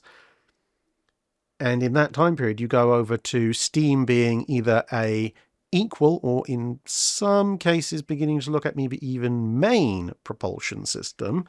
The steam engines themselves have gotten somewhat better, but the ships have gone from being wooden hulled with at best iron strapping to iron hulled with iron hull plating with armour that can resist pretty much anything an 1855 ship could throw at it. And with a combination of steam and sail, these ships have gotten faster, they've gotten much bigger, they're carrying much, much, much heavier guns. You're seeing the advent of the first dedicated armour-piercing guns, or at least armour-piercing shot. And what defines a ship of the line, something that's defined a ship of the line for hundreds of years up to that point, having lots and lots of guns on multiple gun decks, suddenly the most powerful ships in fleets have very few guns on a single gun deck, or occasionally, as here, in a turret or something like that. It's a complete paradigm shift. So while Dreadnought could, in theory, sink Queen Elizabeth in some very select circumstances, or North Carolina could sink Iowa in certain select circumstances, if you took a wooden ship of the line, even the latest and greatest from 1855, and put it up against the latest and greatest ironclad from 1865, you're pretty much reduced to sailing up alongside and detonating your main magazines as a way of dealing with it, because the technological gap is so vast, it's almost like you're looking at an entirely different thing. What a modern capital ship is in 1865 is so different from 1855 as to make the sort of the comparison almost pointless between the two. Physical removal enthusiast asks, the High Seas Fleet was mainly stationed in the North Sea before the Battle of Jutland or Skagerrak. The Russian Navy presumably therefore had naval supremacy during that time in the Baltic. If so, how did they use their supremacy, since I haven't really heard of many Russian actions in the Baltic during the early part of World War I? Well, the simple answer is that actually the Russians didn't have naval supremacy in the Baltic in the early part of World War One. Because, well, firstly, the Russians had multiple oceans or seas to commit their ships to, which split their forces somewhat, and the vast majority of their pre-dreadnoughts that had been in the Baltic had gone out with the 2nd Pacific Squadron, and, well, most of them hadn't come back. Now, they had transferred 1 or 2 ships and completed a few more, but they still had the majority of their pre-dreadnoughts in the Black Sea. In the Baltic, there were less than half a dozen pre-dreadnoughts, and while the Germans, yes, kept the High Seas Fleet mostly in the North Sea, the Germans still had plenty of pre-dreadnoughts that they could position in the Baltic. And of course, the Kiel Canal meant if the Russians tried something really major, the Germans could also detach elements of their fleet through the Kiel Canal to go and deal with that. Now, once the Gangut class, as you can see here, started to commission, that did start to give the Russians a bit of leverage, but the Ganguts only started commissioning at the very end of 1914 and the beginning of 1915, and during that period, the winter, the Baltic was locked up in some pretty hefty sea ice. So the Russians could only even really think of starting to exploit what was still a numerically smaller capital ship fleet, but now one that had several dreadnought battleships in it, really towards the late spring and early summer of 1915. And by that point, they faced 2 problems. Firstly, the Germans did start sending elements of their fleet into the Baltic. So, for example, you have the Battle of the Gulf of Riga in August 1915, where the Germans actually send multiple battle cruisers as well as other capital ships, which is a force that's actually considerably more powerful than the Russian Baltic fleet at that stage. Plus, the Russians lose a couple of ships early on to German U-boats, much like the British lose the Aboukir, Hogue and Cressy. And since in the Baltic there's only a limited number of places you can run, as opposed to the British who can just go, we're off in Scapa, good luck, the Russians are forced to confine most of their important major vessels to harbour while they try and work out how to deal with the U-boats, which of course means that the only actions that can take place when the Germans aren't showing up with portions of the High Seas Fleet are between cruisers and destroyers and other smaller craft, which, to be fair, that's where the Allies end up picking up one of the major German code books when the Magdeburg goes aground and some Russian cruisers show up and take that and various other things off of it. But essentially the small window that the Russians had to potentially exploit things was really a little bit overwhelmed, partially by the weather and partially by the fact the Germans still would have a lot of pre-dreadnoughts, and by the time the Russians could theoretically go toe-to-toe with elements of the High Seas Fleet, because they now had their own dreadnoughts, they were far too concerned about U-boats and were essentially playing a defensive war for pretty much the entirety of World War One. Mike Hall asks, in Drydock 351 Part 1, you discuss the impact of sloped armour belts on torpedo defences, and studying the plans you displayed makes me once again think about the impact of inclination on the weight of armour. Supposing 2 designs have main belts with the same vertical height and the same total weight, then the inclined belt will clearly be thinner. For point-blank shots, I think both belts are going to have the same effective thickness, roughly, but how does this vary as the range and thus the shell's angle of descent increases? And what other effects follow from the different angles of impact on the belt armour? Presumably the sloped armour is better in this case, otherwise why bother with it, but how much extra weight or thickness would be required to ensure that a vertical belt is always as good as the sloped armour? So I went off and did a worked example for you. So the x-axis here is the range in thousands of yards. The y-axis is effective armour thickness in millimetres. And the chart shows 3 different armour thicknesses. And the angle of fall that we're using as a baseline is the angle of fall from the 14-inch 50 caliber gun of the US Navy, as found in something like, say, the Tennessee class, which I decided would be a nice World War II kind of midpoint gun. It's not the 12-inch of the Arkansas or the 12.6-inch of the Italians, but it's not the 16.5 or the 16-inch 50 or the 18.1 of the Americans and the Japanese. So the blue line shows the effective armour thickness of a vertical 15-inch plate at the point where it is in fact vertical, from 5,000 to 35,000 yards. So you can see it's gradually increasing as the angle of fall of the shell increases. Now, if you have a roughly 20 foot, just under 20 foot, or 6 metre high armour belt, then for the same height, if you want to angle at 20 degrees, as it turns out, that pretty much to within a millimetre equates to a 14-inch belt for the same weight. So same weight, angled belt, 1 inch less from 15 gives you, is obviously 14. And as you can see, even at 5,000 yards, and then very rapidly parting company as you go higher and higher, the effective thickness of a 20-degree angled 14-inch belt, although it weighs the same as the 15-inch belt in and of itself, is considerably more. But, of course, that uses the same amount of weight but has the various other problems that mentioned in that Drydock episode. So one of the things that they look for with the angled armour is to save weight, to try and give you similar or better effective thickness protection at the ranges you think you're going to be fighting the battle.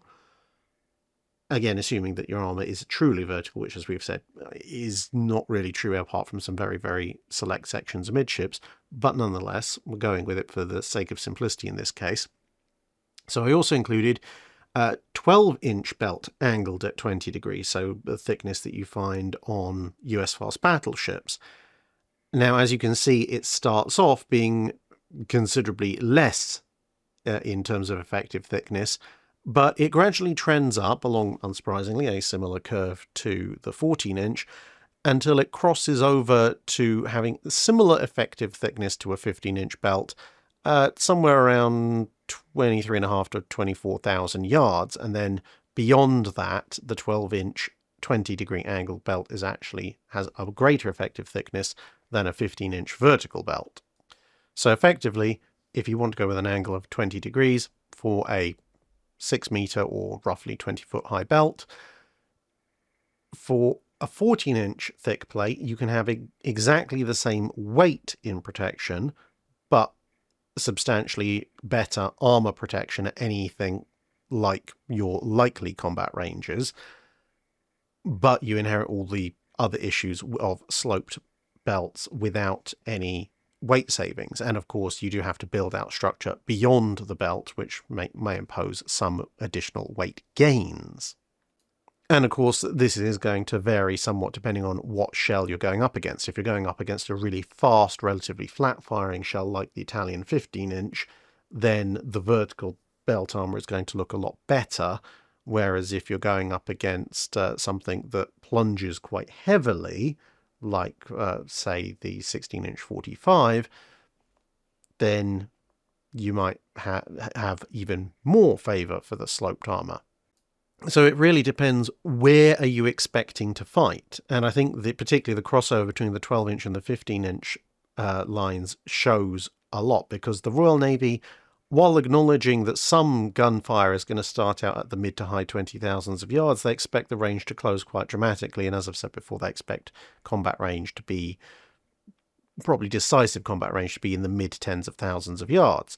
So if you compare and contrast that with the American choice of 12-inch armour, again at this 20 degree of angle, you can see that even where the King George V's armour would be perfectly vertical, and as I said, in many cases you would have some angling advantage there, the King George V is much better protected at its expected combat distances than a US fast battleship would be at those same distances. But equally, you look at the US combat doctrine, and while they do acknowledge the range will close, they expect far more gunfire and far more decisive results at longer ranges, 24, 25,000 yards and more. And in those cases, using the 12-inch sloped armour provides you with greater effective thickness protection and reduced weight. So they're very well designed for what they think combat is going to look like. Kra F1 asks, It seems to me that Imperial Germany had a number of very capable admirals during World War I, von Spee in particular dealing the Royal Navy a rather brutal wake-up call at the Battle of Coronel. Given Germany's short history as a naval power, how did Germany develop their admirals and other Admiralty officers in advance of World War I? A combination of two things. In terms of general military leadership, obviously the Germans had a fair bit of history with that, so they were able to adapt that to a certain degree. For naval-specific elements, bearing in mind that they started really expanding their navy in the 1870s and 1880s, and then it almost exponentially grew from then, they were able to use that period of relative peace in the aftermath of the Franco-Prussian War to look around and go, okay, what do we like? What's the best of the various other big navies around, like the Royal Navy, and integrate that with what they were already teaching. And then, of course, you had several decades to inculcate that thinking into various degrees of officers. Obviously, some of those who joined really, really early would be the admirals of World War I. Others who joined later would be the captains or the commodores or the various other ranks, etc.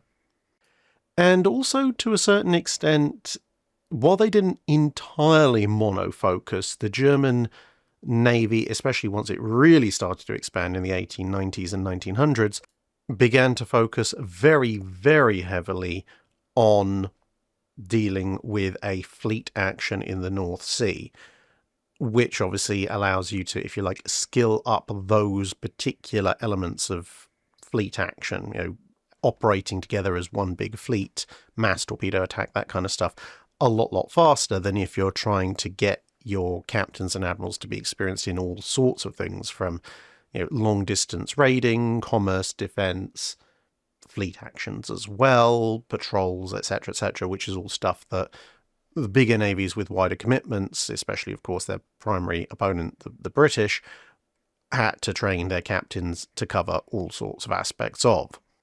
And the other thing, to be perfectly fair, is that even though this system sounds like it's a good way of generating good officers, and to a certain degree obviously it was, there were also a fair few duds in the German upper naval echelons at the start of World War I.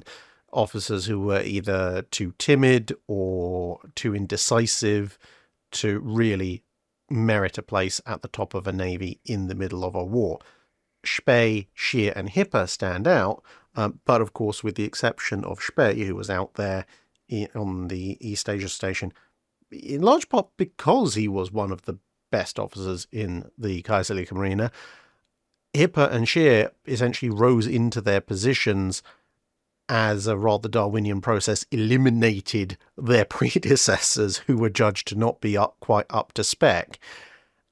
And thus you then ended up with the somewhat better officers being in charge, whereas Jellicoe was in charge of the Grand Fleet for pretty much the entirety of World War I up until he was relieved and sent further up the command chain.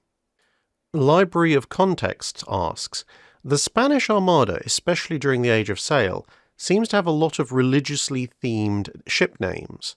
Did any other navies during the period covered by the channel have similar religious naming tendencies?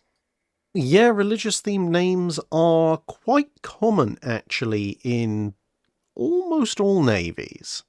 I say almost because there are a few notable exceptions. The Portuguese, the Portuguese really, really love their religious names. During the Age of Sail, almost every substantial Portuguese ship has a religious name, and it's almost always Saint this, Saint that, or Our Lady of this, that, or the other.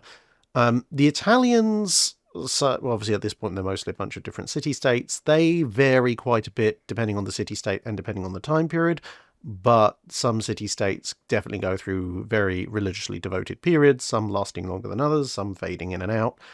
The Russians, also quite the fan of religious names, with obviously we've previously looked at all Catholic countries, Russian Orthodox as well. They're a bit more scattershot, but they do have some very, very obvious religious names going on. St. Peter, St. Paul, etc., etc. But they're, I would say, if you took all the Italian city-states capital ship names as a whole, them and the Russians probably have a similar number of religious versus non-religious ship names, as opposed to the Portuguese, who really, really are devoted. The Spanish are almost as devoted as the Portuguese, but not quite. The two big exceptions are the British and, interestingly enough, the French. The French are a Catholic country, like the Italians, the Spanish and the Portuguese, but outside of a handful of saint names here and there, they mostly go for royal personages or titles, qualities, and various locations. And the British start out somewhat religiously themed. You've got the Jesus of Lubeck, or like here, the Trinity Harry. But once they turn Protestant and somewhat iconoclastic, they go down the route of, well, very similar to the French, of people, not so much people so much, but, royal names, royal titles, places, qualities, legendary figures from Greek and Roman legend, as opposed to religiously themed names.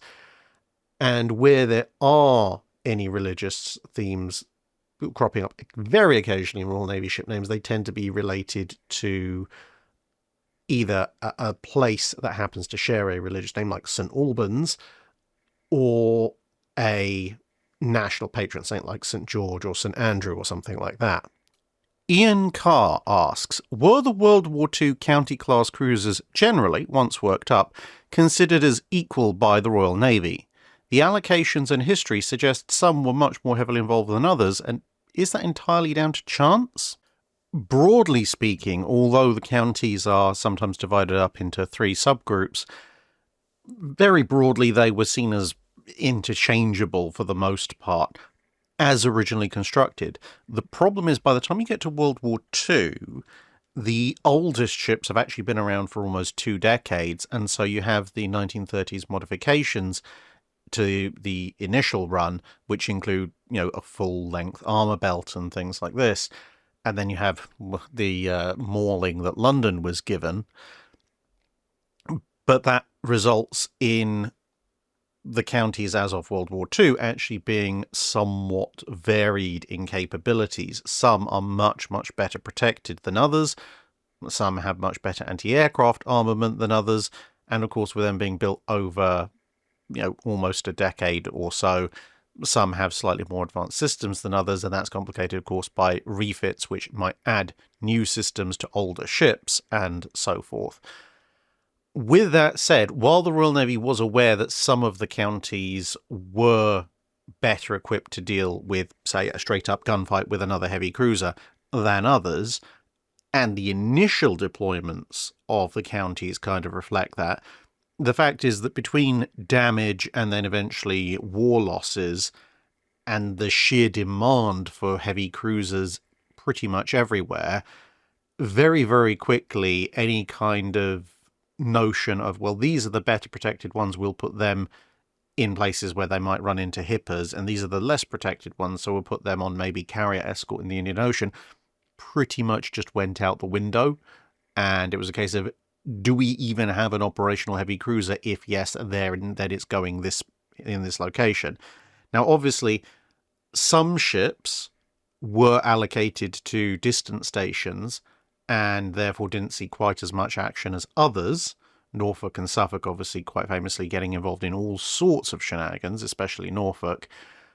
Some of them obviously don't get to do all that much because their careers are cut short by being sunk.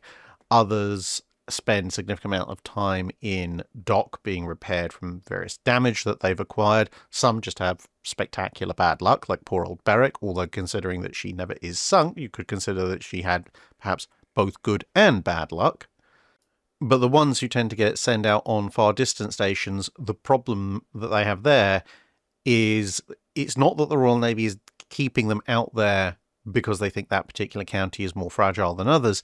It's simply the fact that because of their size, range, speed, and firepower, putting a county out in, say, South Atlantic anti-radar patrol allows you to bring back 2 or 3 6-inch cruisers to the main combat theatres, and ultimately having 2 or 3 additional cruisers, even if they are individually less capable, allows you to be in more places at once, allows you to keep hulls operational longer, and obviously also if you lose one, it's not as big an impact on your overall fleet strength, and thus a few counties do end up on very long periods away from the main front lines, even at a period where the Royal Navy is really desperate for 8-inch cruisers to throw at the enemy. Red Ranger asks, if during the time that the Germans aboard Bismarck were abandoning ship, Admiral Tovey decided that the idea of avenging the insult of Hood's destruction meant insulting the Germans even more, and decided to tow Bismarck back to a friendly shipyard, and assuming they made it, once the British had finished looking over her, would they try to repair and refit her and put her back into service, or would they just leave her somewhere on the southern coast as a propaganda piece and bomb magnet? I mean, it's a very big if. Realistically, if you're going to tow Bismarck to a port and she's going to survive even just the weather, she'd have to surrender very early into her final fight. But let's assume through, random hand-waving that Bismarck somehow is towed back to a British port. There's simply no way the British are repairing her, refitting her, and putting her back into service. The amount of destruction that had been visited on her at that point would have required almost a complete rebuild, and given that you'd have to cut away and strip away all the stuff that had been broken, it probably would take about as long as building a new battleship or just completing Vanguard. And even if they decided for some bizarre reason that this was going to be a priority project for them, you've then got the problem of Bismarck has a relatively temperamental machinery setup, which isn't something that the Royal Navy is used to working with at all. And not saying that the Royal Navy is not used to working with delicate machinery, but it's just a completely different system that they're not used to working with. And all the other internal systems, again, are going to be completely different from anything else in the Royal Navy. Of course, Bismarck being German, everything will be in metric, so it's not going to be a case of easily going, okay, well, we can use this shell or that shell. It'll be much closer to when the Americans refitted Richelieu. You'd have to manufacture bespoke ammunition for the whole thing, unless you were going to do something like strip off the 105s and 150s and replace them with 4-inch or 4.5s or something, which just adds to the time and expense that you are going through. And then you've got the main guns, obviously. Again, completely different gun layout, design. It's just a completely foreign thing. In theory, it would be possible, but as I said, massive time and expense. The only saving grace to the whole thing might be if they very, very quickly kind of patch her up to be watertight and haul her over to the States, because remember, this would all be happening in spring, summer 1941. The US isn't yet involved in the war, and if someone shakes enough bags of pound coins at the US, they might take it on as a hilarious project to occupy some shipyard time, because not being involved in World War II yet, they're a lot more open to that kind of thing. But realistically, if you want a reliable in-service vessel, you'd probably be looking at essentially stripping out the machinery, as well as the massive repairs you'd have to do, probably replacing almost all the fire control systems, a lot of the internal systems, almost certainly replacing the main battery, or at least very heavily modifying it, definitely replacing the secondary battery. It's just flat out not worth it.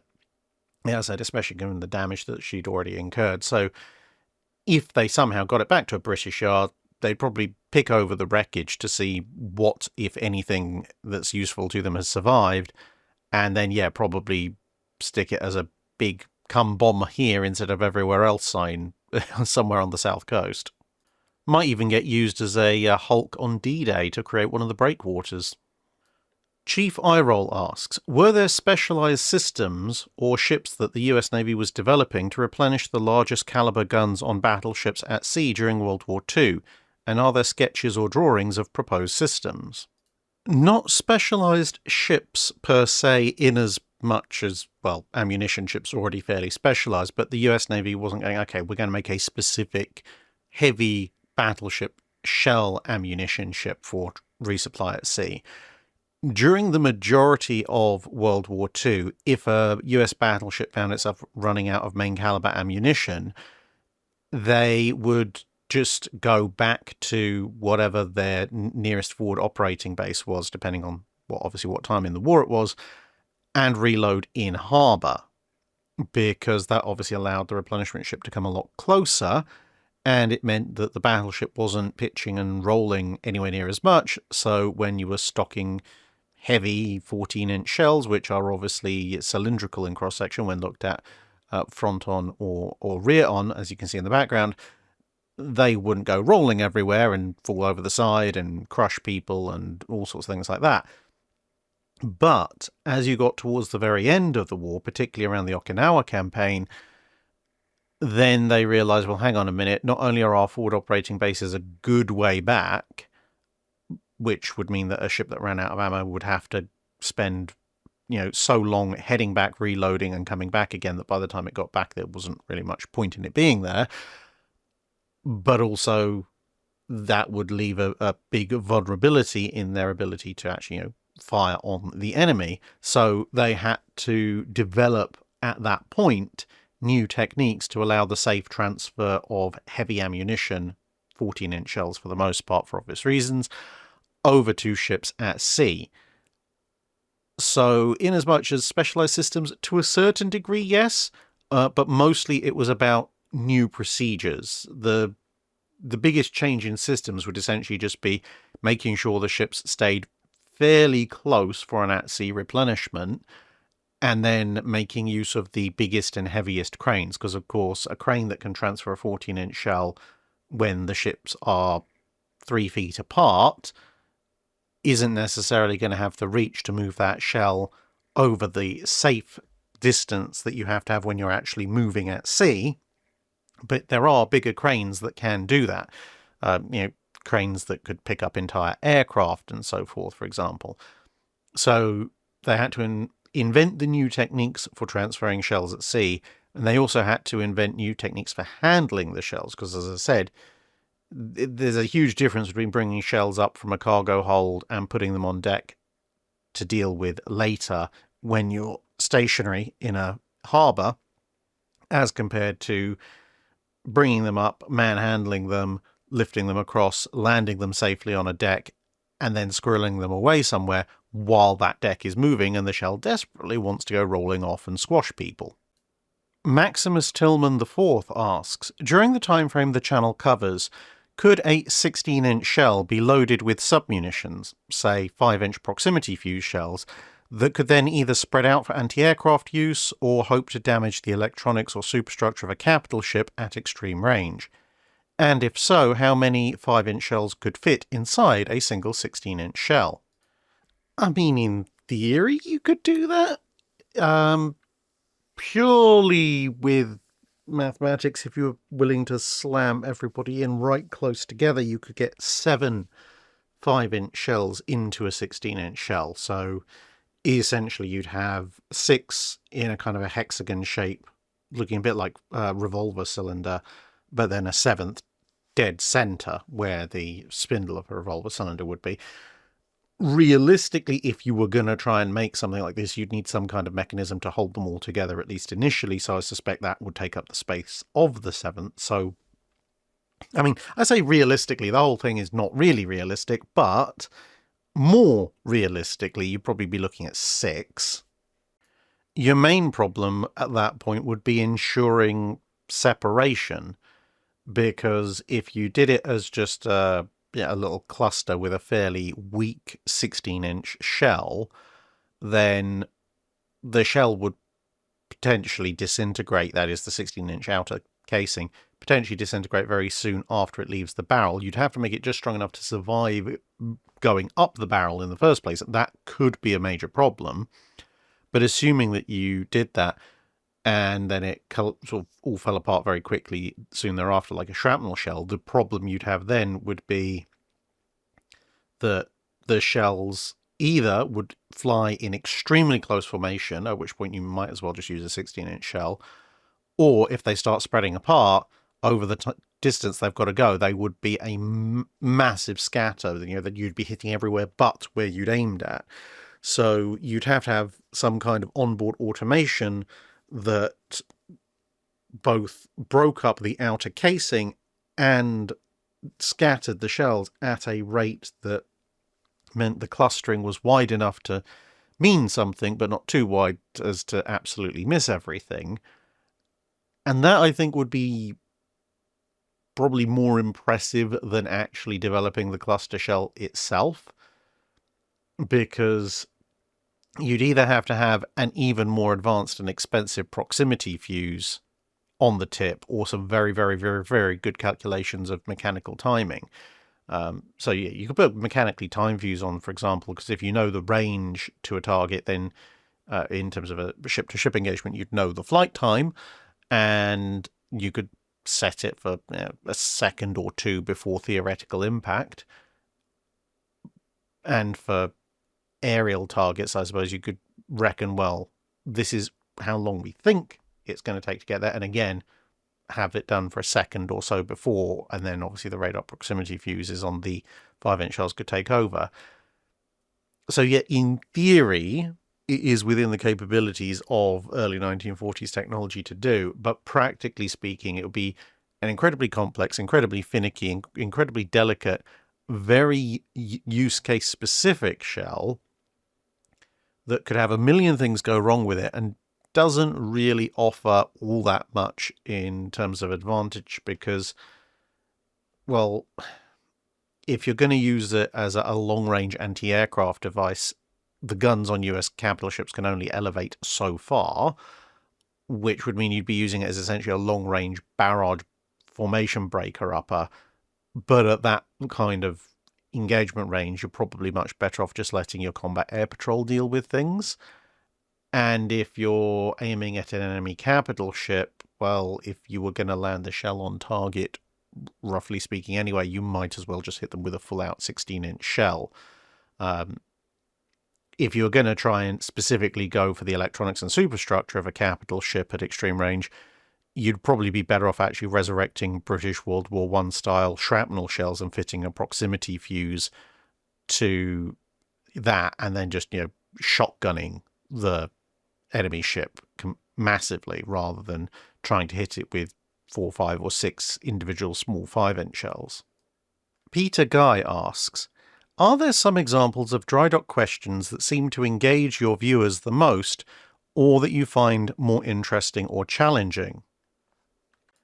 He says, I try to ask questions that not only interest me, but I think that others might be interested in as well. I think, at least for me, and from what I can tell from the comments, I think broadly the two types of question that seem to be most engaging for both me and the audience, and that's engaging as in, intellectually interesting, as opposed to starts loads of arguments, because if you just want to start loads of arguments, just ask questions about Bismarck. But anyway, for engaging questions, the first category I'd say what I would call second or third order effect questions.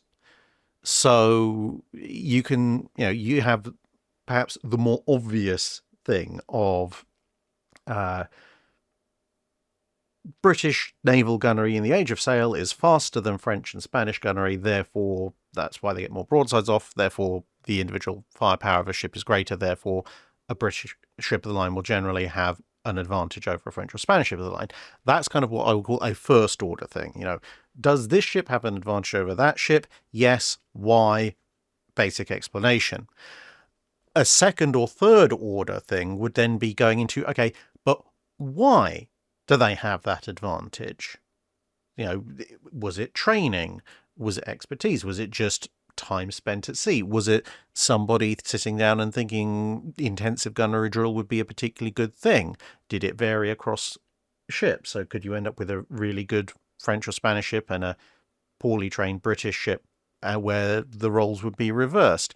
Did it have something to do with gun carriage layout or the number of men on gun crews? This kind of thing where you kind of taking something where you'd have a question that might have a relatively simple answer, but still one that's probably worth pointing out. But then you go that extra layer or more deeper. So, and you can extend that to all sorts of things like, let's say, American machinery plants in World War II. So the simple question might be, well, what's the difference between an American machinery plant and everybody else's? And the more simple answer would be, well, the British went for what they perceived as more reliable low-pressure systems. The Americans went for more manpower-intensive but higher-pressure systems because they thought it offered them certain advantages in power output and efficiency. And the Germans went with other high-pressure systems that were hilariously unreliable for the most part the minute you stopped looking at them, and so on and so on and so forth. And the French have the magical force circulation boilers, which allow them to have really, really compact high-power power plants. So that's kind of your first order thing. But then your second or third order questions might be stuff like, well, why did the Americans go with that high pressure plant when other people didn't? So it's not so much what they did, but why did they do that? Or as you go deeper, you can get questions like, again, sticking to that particular topic, were there any downsides to the American high-pressure plants? Why were American high-pressure plants more reliable than German high-pressure plants? And, this kind of thing where it's looking at a deeper facet of something that people might be vaguely familiar with, I think those tend to get a lot of engagement.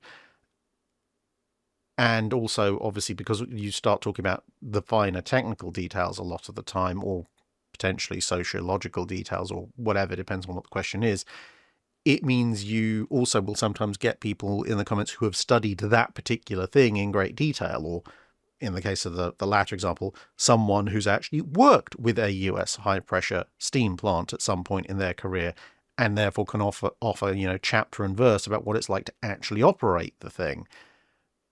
And that's always good for the audience. And I also find it quite, useful for myself, because when people are like, oh, yes, well, back in my day in the Navy, I actually worked on this system and blah, blah, blah, blah, blah.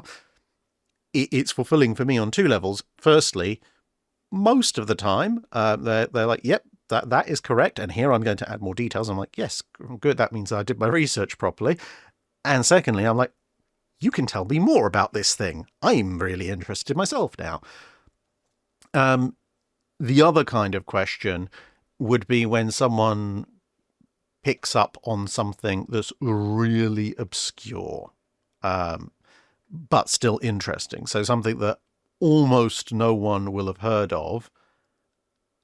And even with most of the obscure questions, I may have heard of it in passing, but not know loads and loads of detail, so I have to go off and do my own research. And sometimes people are like, what about this thing? And I'm looking at it, was that a thing?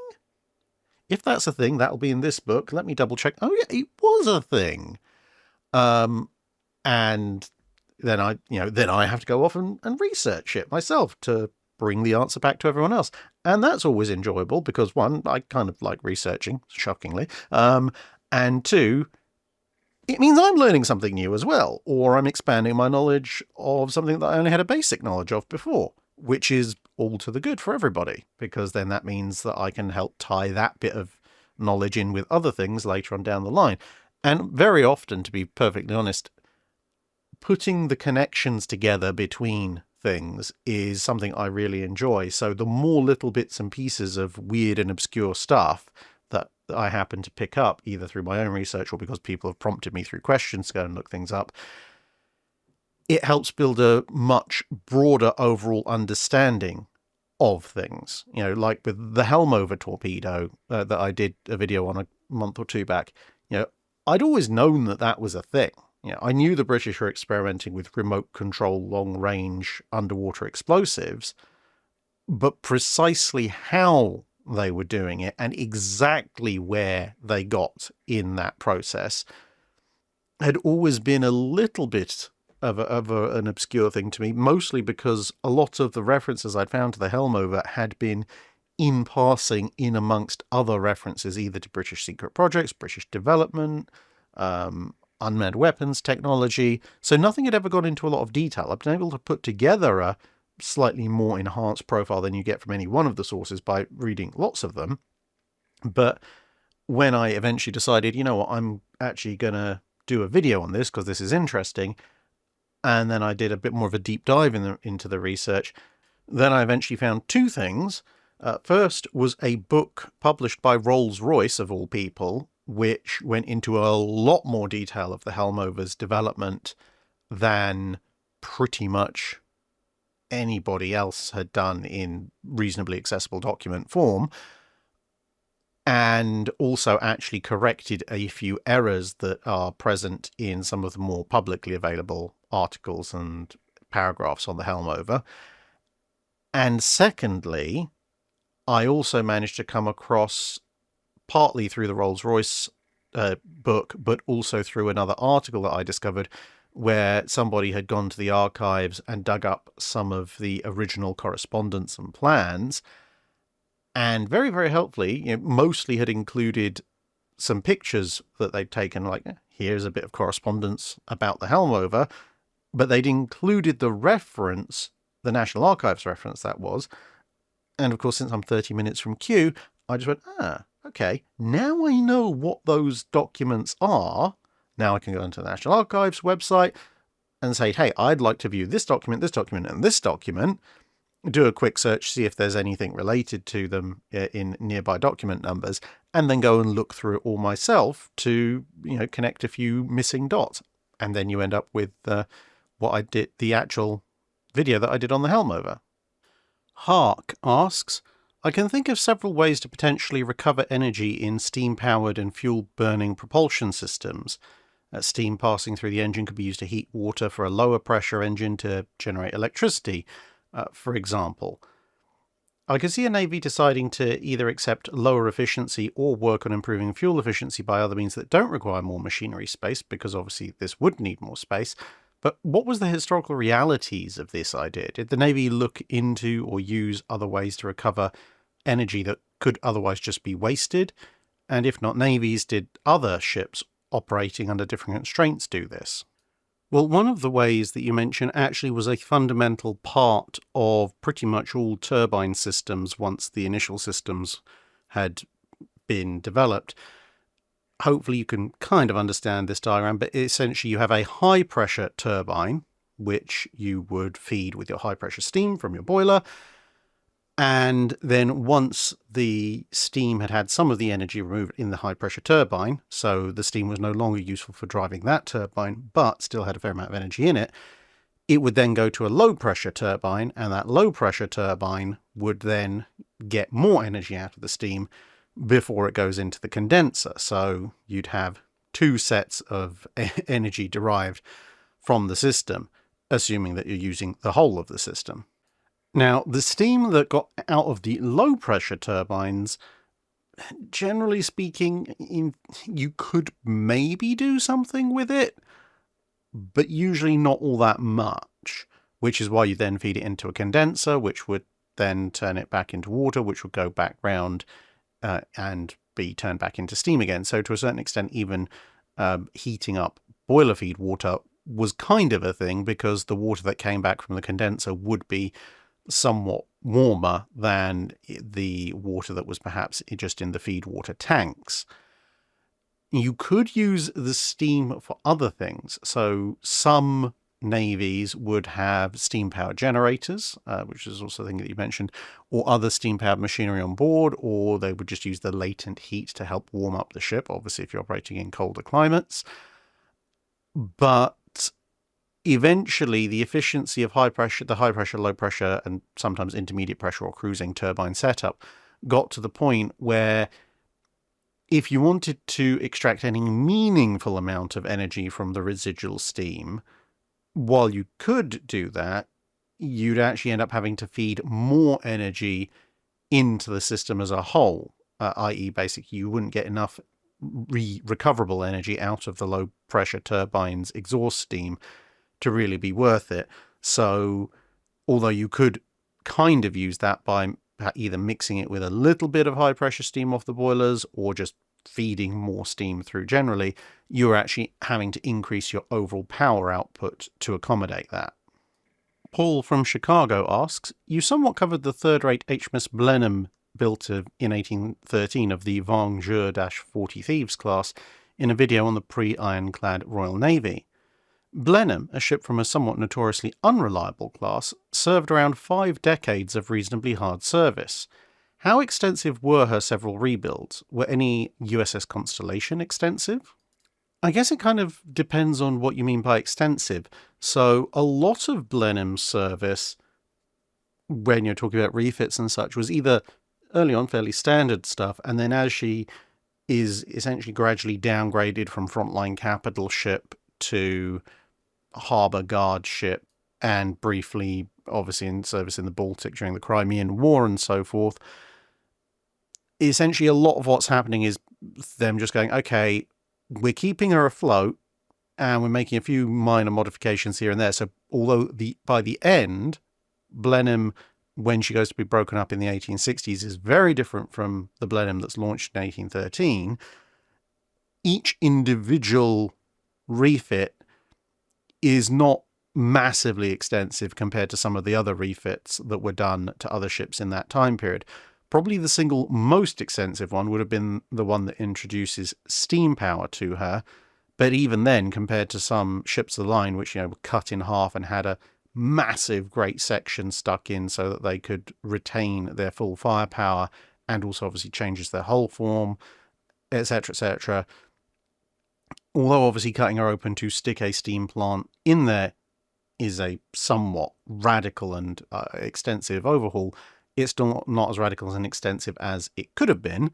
So I would say collectively her rebuilds are extremely extensive, but the whole thing is done in stages, with probably the introduction of steam power being the single biggest and most intrusive one. But even then, it's not as intrusive or as, life-changing, if you like, as some other introduction of steam power refits and rebuilds of the time. Bunker Buster asks, at the Battle of Coral Sea, US planes had red and white rudder stripes and a red circle in the centre of the star. This was done away with because of misidentification with Japanese aircraft, at least according to some.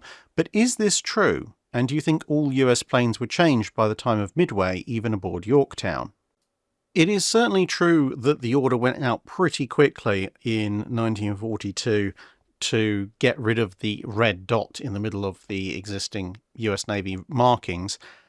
And that was, to be fair, for a very good reason, because, you might argue up close, well, big blue circle, white star, red dot in the middle, very difficult to confuse with massive red blob with slight white outlining, which is the Japanese marking. The simple fact of the matter is that that's right up close. If you're looking around for aircraft, perhaps not in the best light or otherwise not in the best visibility conditions, and you're just kind of picking up on general patterns and colours, if you happen to see an aircraft and you're looking at its wing markings and your brain goes, oh, red dot of some description, or red speck, possibly at distance, you're going to go, Japanese aircraft. Because it's only when you get much, much closer that you're going to start to distinguish particular features, like the fact that perhaps the white is a star rather than an outline in the fuzzy distance. And at that point, you're probably not paying all that much attention to the markings. You're paying more attention to setting up your deflection shots. So by just getting rid of the red entirely, it means there's not that rather garish artificial colour for your eyes to lock onto. Therefore, you're less likely to accidentally engage in friendly fire. Now, were all US planes changed by the time of Midway, even aboard Yorktown? Probably. I mean, maybe in some of the spare parts and so forth that are stuck up in the upper works of the hangar, maybe those hadn't been changed because no one had had time to bring them down and paint them over. But I think the actual aircraft that were used at Midway almost certainly all had the change done. And in actual fact, if you look at some of the higher res, more in focus pictures of aircraft at Midway, or during the Battle of Midway, you can actually see where they used to have that red dot, and it has been painted over. You can see either a slight discoloration or a slight raised disc, whereas if you look at aircraft from 43, 44, it's not present that at all, but you can kind of see the over-painted red marking. And ultimately it's a 10-minute job with a bucket of white paint. It's not that difficult. Now, in terms of aircraft that you might recover later on, that's a slightly different story because, of course, the vast majority of the aircraft at that point, as I said, would have had just someone go up with a bucket of white paint and splash a bit over it, which means it's probably not going to last quite as long as the rest of that paint, so it's entirely possible that aircraft that went down, either with a ship or just generally, at the Battle of Midway, very well might have had that bit of paint partially or wholly flake away in the interim, and thus they look like they're carrying the older markings. Stafford Magnus asks, previously you've mentioned that from an engineering viewpoint, air and water are both considered liquids. It's easy to understand why things that go fast through air might have a pointy front, for lack of a better term, such as shells, but why do torpedoes have a rounded front end? I'm aware that early torpedoes up to the Whitehead had pointy noses, but then this was done away with. So what's going on with water that makes it more efficient to have a rounded nose? Basically, it comes down to density and drag. Although they are both liquids, air is compressible, and water is, for all intents and purposes at this scale, incompressible. And obviously about 1,000 times denser. That in turn means that overall surface area has a lot more of an effect on drag if you're moving through water than it does through air. And some of this is, slightly oversimplified because there's a lot of factors that go into this kind of stuff. But I suppose one way of looking at it is that if you send a pointy object through the air, the initial point is deflecting and forcing air away. And that is going to create turbulence and vortexes and so forth, but it's essentially helping you cut through what's already a fairly thin medium. So if you see pointy-nosed objects either in flight, where someone's videoed it really high speed, or more probably someone's done something in a smoke chamber or a wind tunnel where they put a pointy object and move the air past it really quickly, which is much easier to film, you kind of see this shock wave. Once speed gets really fast, you see this shock wave coming off of the object, whether that be an aircraft, a shell, a bullet, an arrow, etc. And that helps it move through the air very quickly. The problem is once you get to a very dense medium like water, and obviously something that can't really be compressed, obviously you do get compression issues when you're going above the speed of sound in the air as well, but at much, much lower speeds in the water, the frontal cross-section of a pointy nose or a blunter rounded nose is going to be the same, but when you look at it from the side, there's actually a lot more surface area involved on a pointy nose. And because you can't deflect the water away in the way that you can deflect air away, that means you've got a greater surface area at the front, which means more drag, which means you're going to slow down. There's some issues about maneuverability, but that's really much of a secondary concern. And yes, you do get the wake of a ship or an object as it moves through the water, but that's a pressure wave. You're not displacing water anywhere near as far.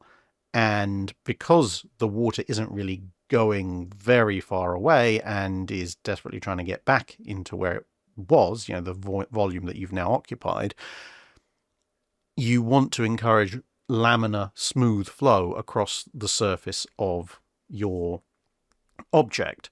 And a rounder head at that point in the water encourages this, which obviously then improves efficiency. And with a torpedo, it doesn't really matter if you're loud or quiet, but it's more about the efficiency rather than if you have turbulent flow, which will generate a lot more drag because, again, greater density, therefore greater effect, and so on and so forth. So essentially, if you were to accelerate something through the air so fast that the amount of air that they're encountering per second in terms of mass of air impacting object per second is now going to approximate the amount of water that, say, a 40-knot torpedo was encountering per second, you would actually have very similar issues, at which point a really, really fast object moving through the air would actually be better served by having a blunter, rounder nose. It's one of the reasons the space shuttle, for example, had a very blunt nose, as didn't have this really long pointy thing. But as I said, that's a very, very vast oversimplification of aerodynamics and hydrodynamics, but hopefully it gets the general point across. Steam Mean Fighting Machine asks, I've recently taken an interest in Admiral Mark Mitcher and would like to know more about him. Could you quickly review his career and give you some thoughts of your own on his command style and performance during World War II?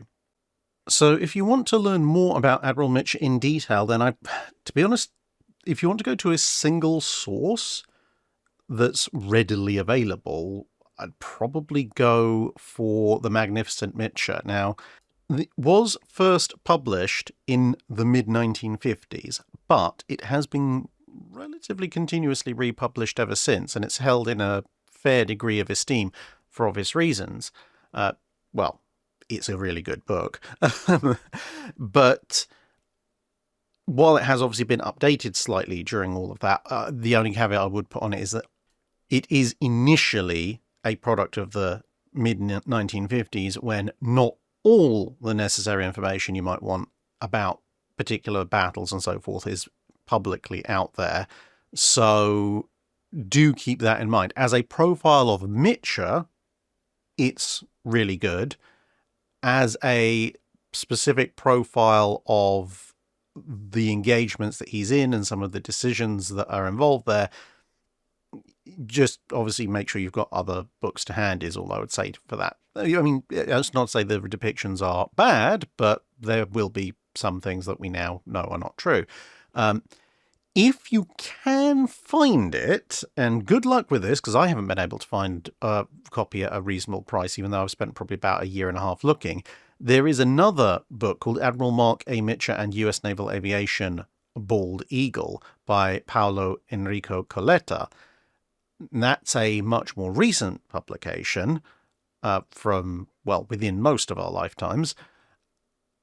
The only problem is that it's very, very difficult to find a copy. If you find a library copy, that will probably be pretty good. But trying to find one for sale for less than about $300, if at all, is difficult. Now, as far as a quick summary of his career goes, well, we've got a few minutes, so let's go for the hyper quick version. So he starts off in the US Naval Academy in the pre-World War I period in the 1900s. Weirdly enough, for someone who'd gone to great success, he's not a particularly good student. He actually basically fails the first time he goes into the academy. He has to restart, although the second time he goes through, he does a lot better. Once he's out in the fleet, this new flying malarkey is going on, and he actually takes a very, very early interest in it. So he starts putting what pressure he can, being a very junior officer, to try and get himself over into the aviation program, which he succeeds in doing by the mid-1910s, shortly before the US enters World War I. And at that point, he's very much into naval aviation for the rest of his career.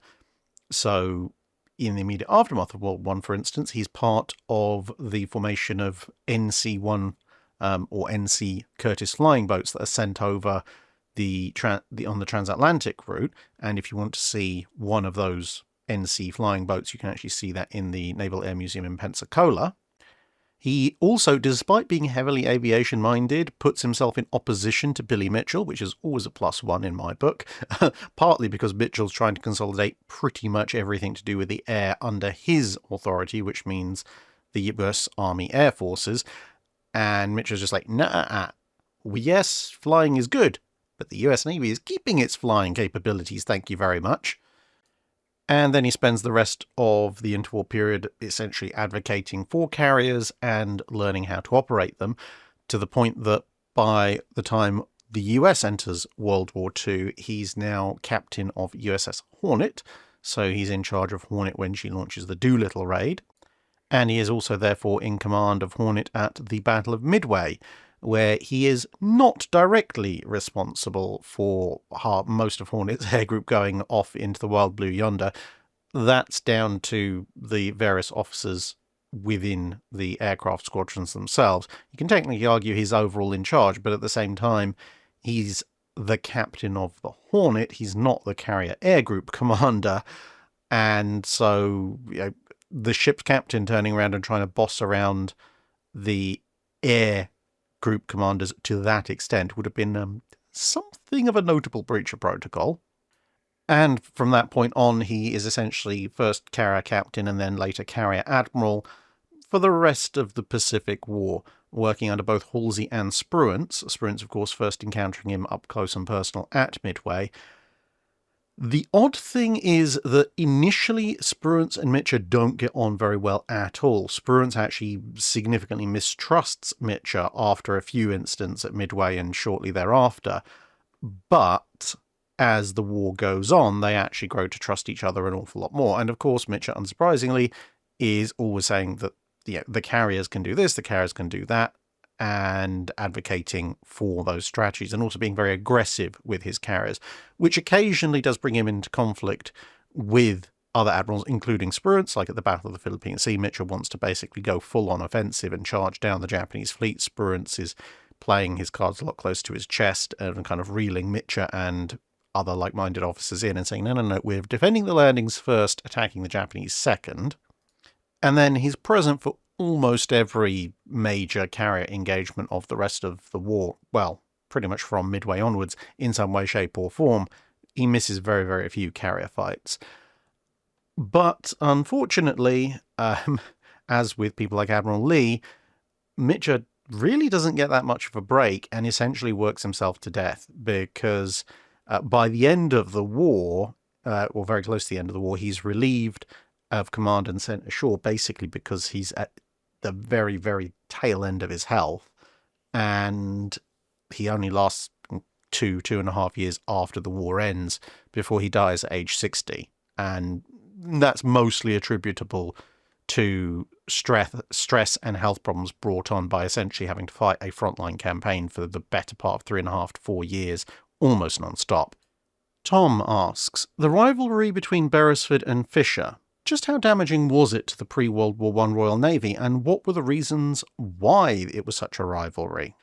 Weirdly, at least to my mind, the big sort of rivalry between Fisher and Beresford probably didn't have a massively detrimental effect on the Royal Navy, in part because Fisher won, and in part because it was mostly a personal antagonism.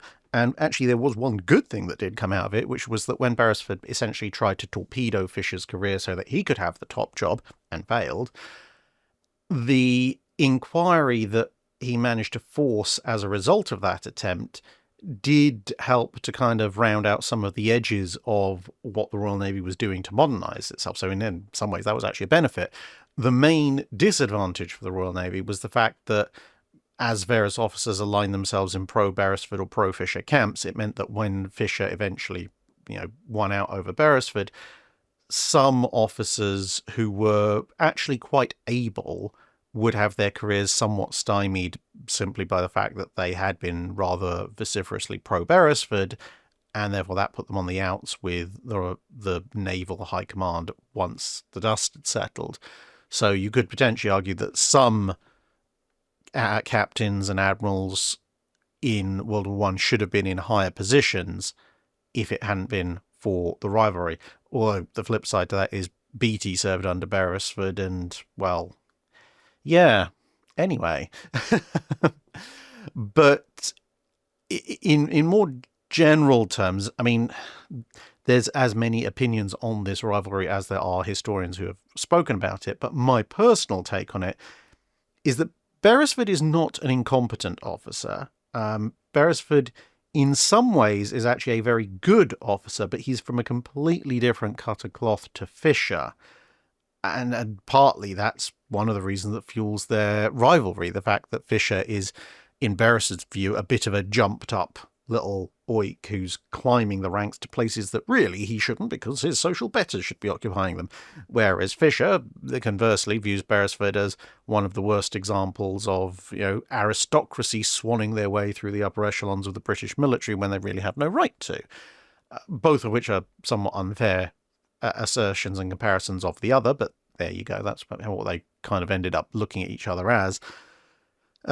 As I say, Beresford was not a bad tactician, and some of the suggestions he made for either changing things or improving things were pretty solid. The main problem is that Beresford, I think, is kind of the best, or one of the best of the mid to late 19th century Royal Navy officers. So, he takes care of his crew, he's personally courageous, he has some decent ideas about how to command ships. He generally has his fleets working at a reasonable degree of efficiency, but he is somewhat technologically conservative. He's not very taken with new developments like submarines. He can't really see their potential. And broadly, he is very much of a centralizing disposition. He wants everything under his command, and he wants everyone to do what he says, which is fine if you happen to be, the greatest tactician since Alexander the Great, but unfortunately, while he is a good, solid tactician, he is not, the waterborne Alexander or the return of Nelson. So that kind of, you will follow orders, you will not show initiative, this is kind of, I would say, Beresford's biggest weakness when it came to potential command at sea, whereas Fisher was much more open to the idea and encouraged people to actually show some initiative, embrace modern technology, and so on and so forth.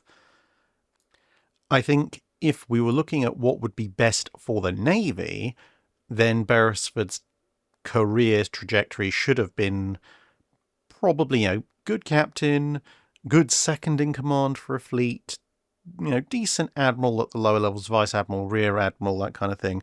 But then when you're starting to look at full admirals and admirals of the fleet and being in command of some of the more key parts of the Royal Navy, that's where realistically I think his career should have taken a little bit of a trajectory off towards some of the more land-based high-level appointments where he can look after the men, make sure the maintenance of the Navy is done and everybody's kept in good condition with enough spares, and that kind of admin side of things, rather than trying to still command fleets at sea at a very high level and have to deal with modern technology and that kind of stuff. Vokir asks, exactly how big of a deal would it have been if the secrets to Greek fire had been captured in the fall of Constantinople? Potentially quite a big one. Not necessarily as much as you might think. And I think it would also depend on what exactly Greek fire was. Now, of course, I have my own ideas on it, and I have continued to develop my recipes. But ultimately, I think it would come down to, was Greek fire, assuming that it has all the properties that accounts claim it to have, was it given those properties because of a particular process, i.e. were they manufacturing some kind of chemical compound that went into it that made it so volatile? Or was it that there was some very rarely occurring but naturally occurring resource that then fell out of the control of the Byzantine Empire, and the secret of where that was and how it was integrated into the rest of the mixture died with Constantinople? Because the latter, at that point, it's a much more difficult thing. If someone's captured and says, this is how we make Greek fire, this is the secret ingredient, then obviously it can be reproduced a lot more easily than, you've captured Constantinople, you have the recipe, but you don't know where this mysterious secret ingredient comes from, if it's something that you dig up or something like that. But in any case, let's assume that they are able to replicate it afterwards. Incendiaries were still very definitely a thing both before and after the fall of Constantinople across the medieval world. So the fact that Greek fire in particular was no longer available didn't mean there weren't liquid incendiaries people could use.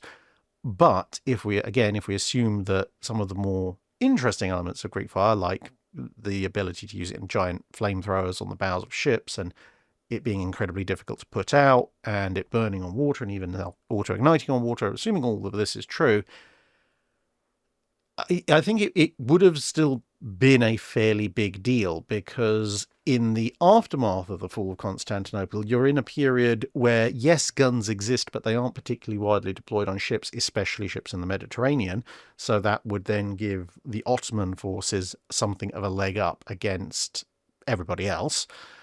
And even when you get, to the latter stages of the Ottoman European throwdown in the Mediterranean with things like the Battle of Lepanto, it could still have made something of a difference, because by the time of Lepanto, the Ottomans were technologically falling behind somewhat. The Holy League ships tended to be a lot more heavily armed with both hand firearms and ship-based artillery, partly because of cultural inertia within the Ottoman Empire, and partly just through lack of the technology, or the technology at scale in the Ottoman Empire. It doesn't really help when most guns of the time that don't turn into pipe bombs every 5 minutes are made of bronze, and then you go and kick out your main supply of tin in the Ottoman Empire, and then suddenly you can't produce all that much bronze, so you can't produce as many guns, and therefore your ships have less firepower. But if the Ottomans had access to large amounts of Greek fire and Greek fire projectors, then something like Lepanto, which is still obviously a very close-range action involving a lot of boarding, could potentially have gone the other way if the Ottomans are in a position to just torch most of the Holy League fleet as soon as they get into close contact.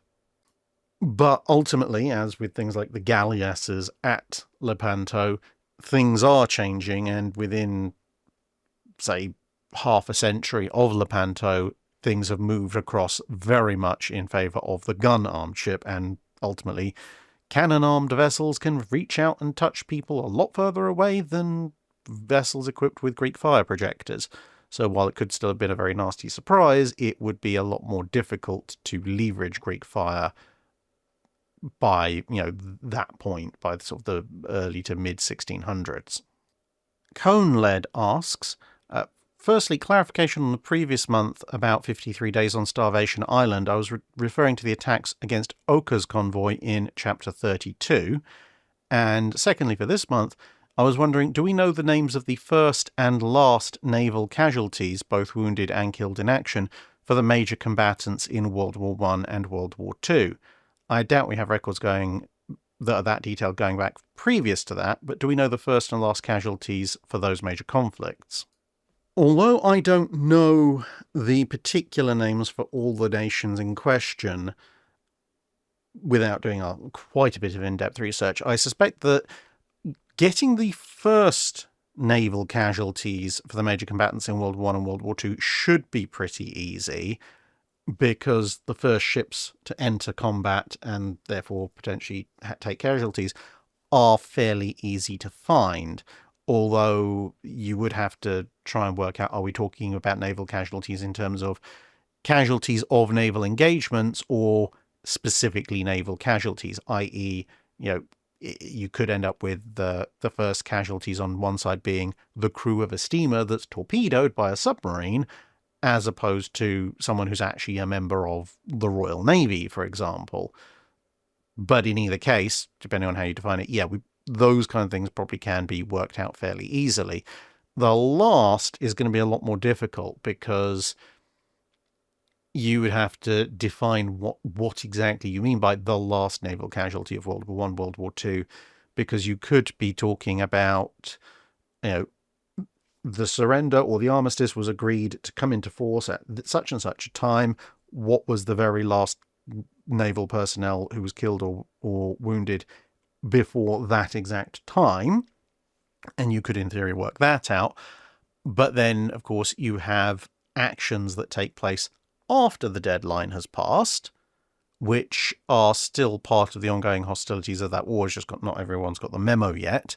For example, actually, U-534 over up in Birkenhead, she is sunk after Germany has officially surrendered, and the U-boat group that she's traveling with and the aircraft that attack her, there are casualties on both sides, even though it's after the official German surrender.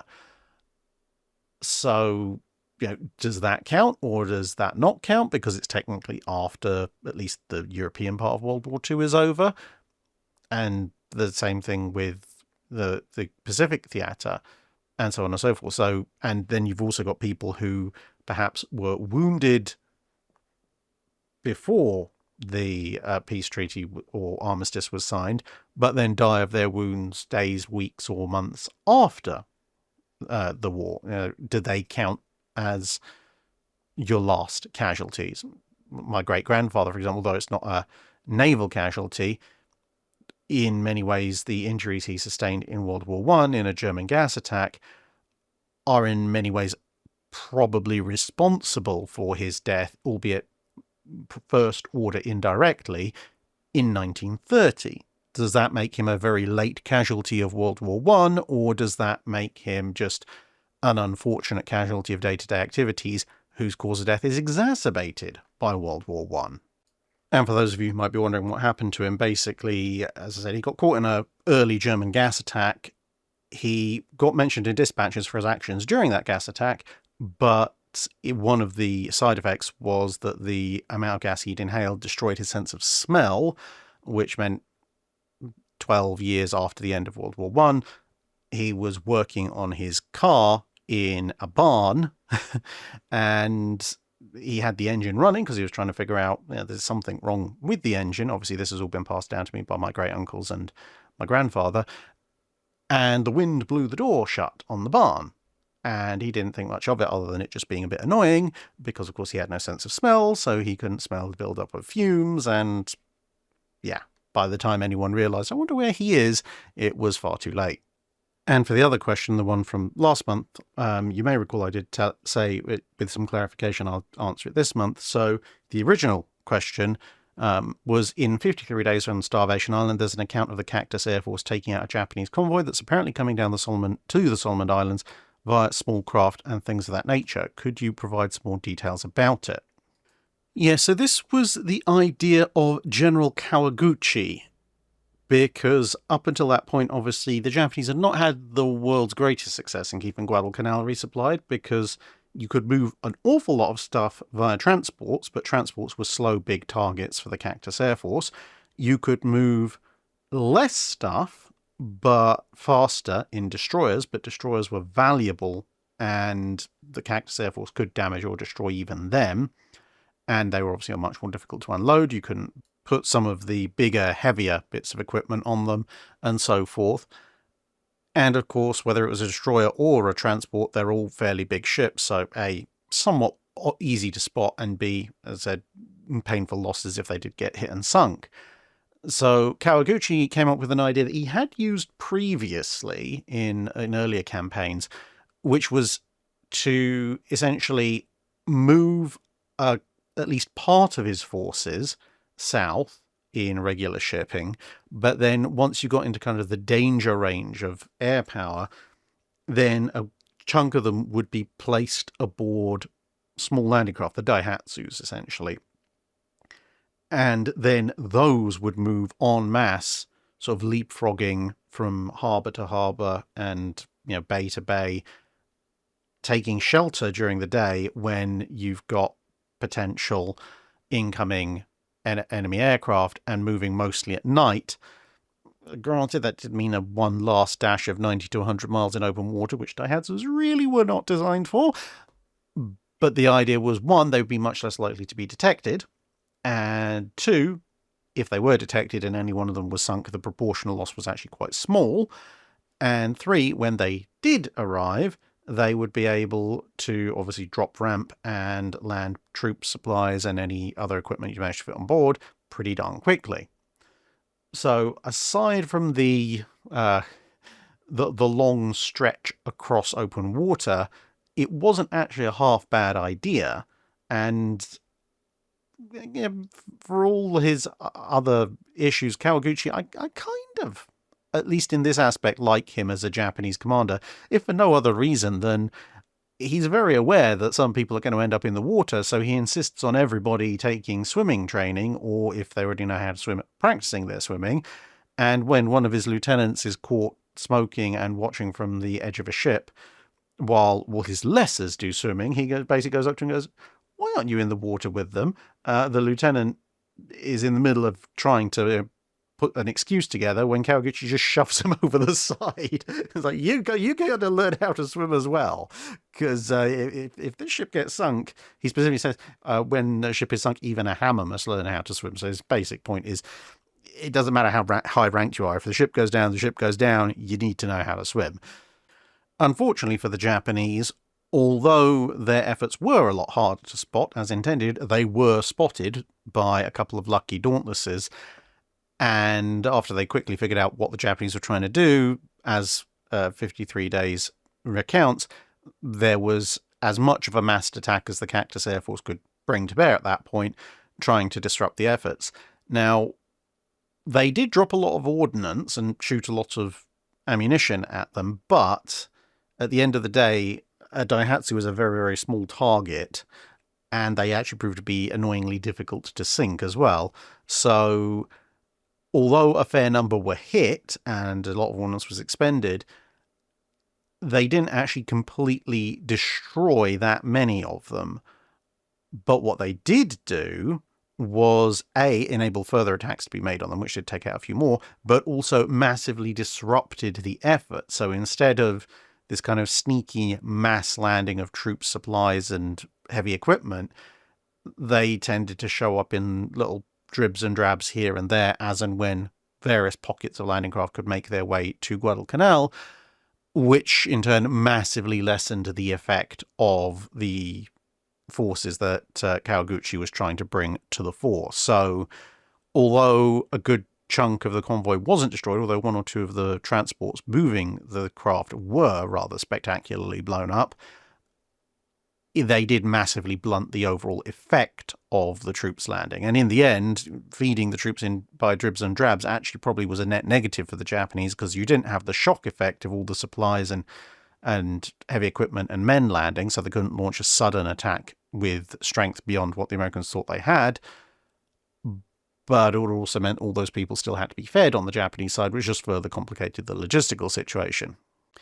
And that brings us to the end of part 1 of the Patreon Drydock. Thank you for listening so far. On to part 2.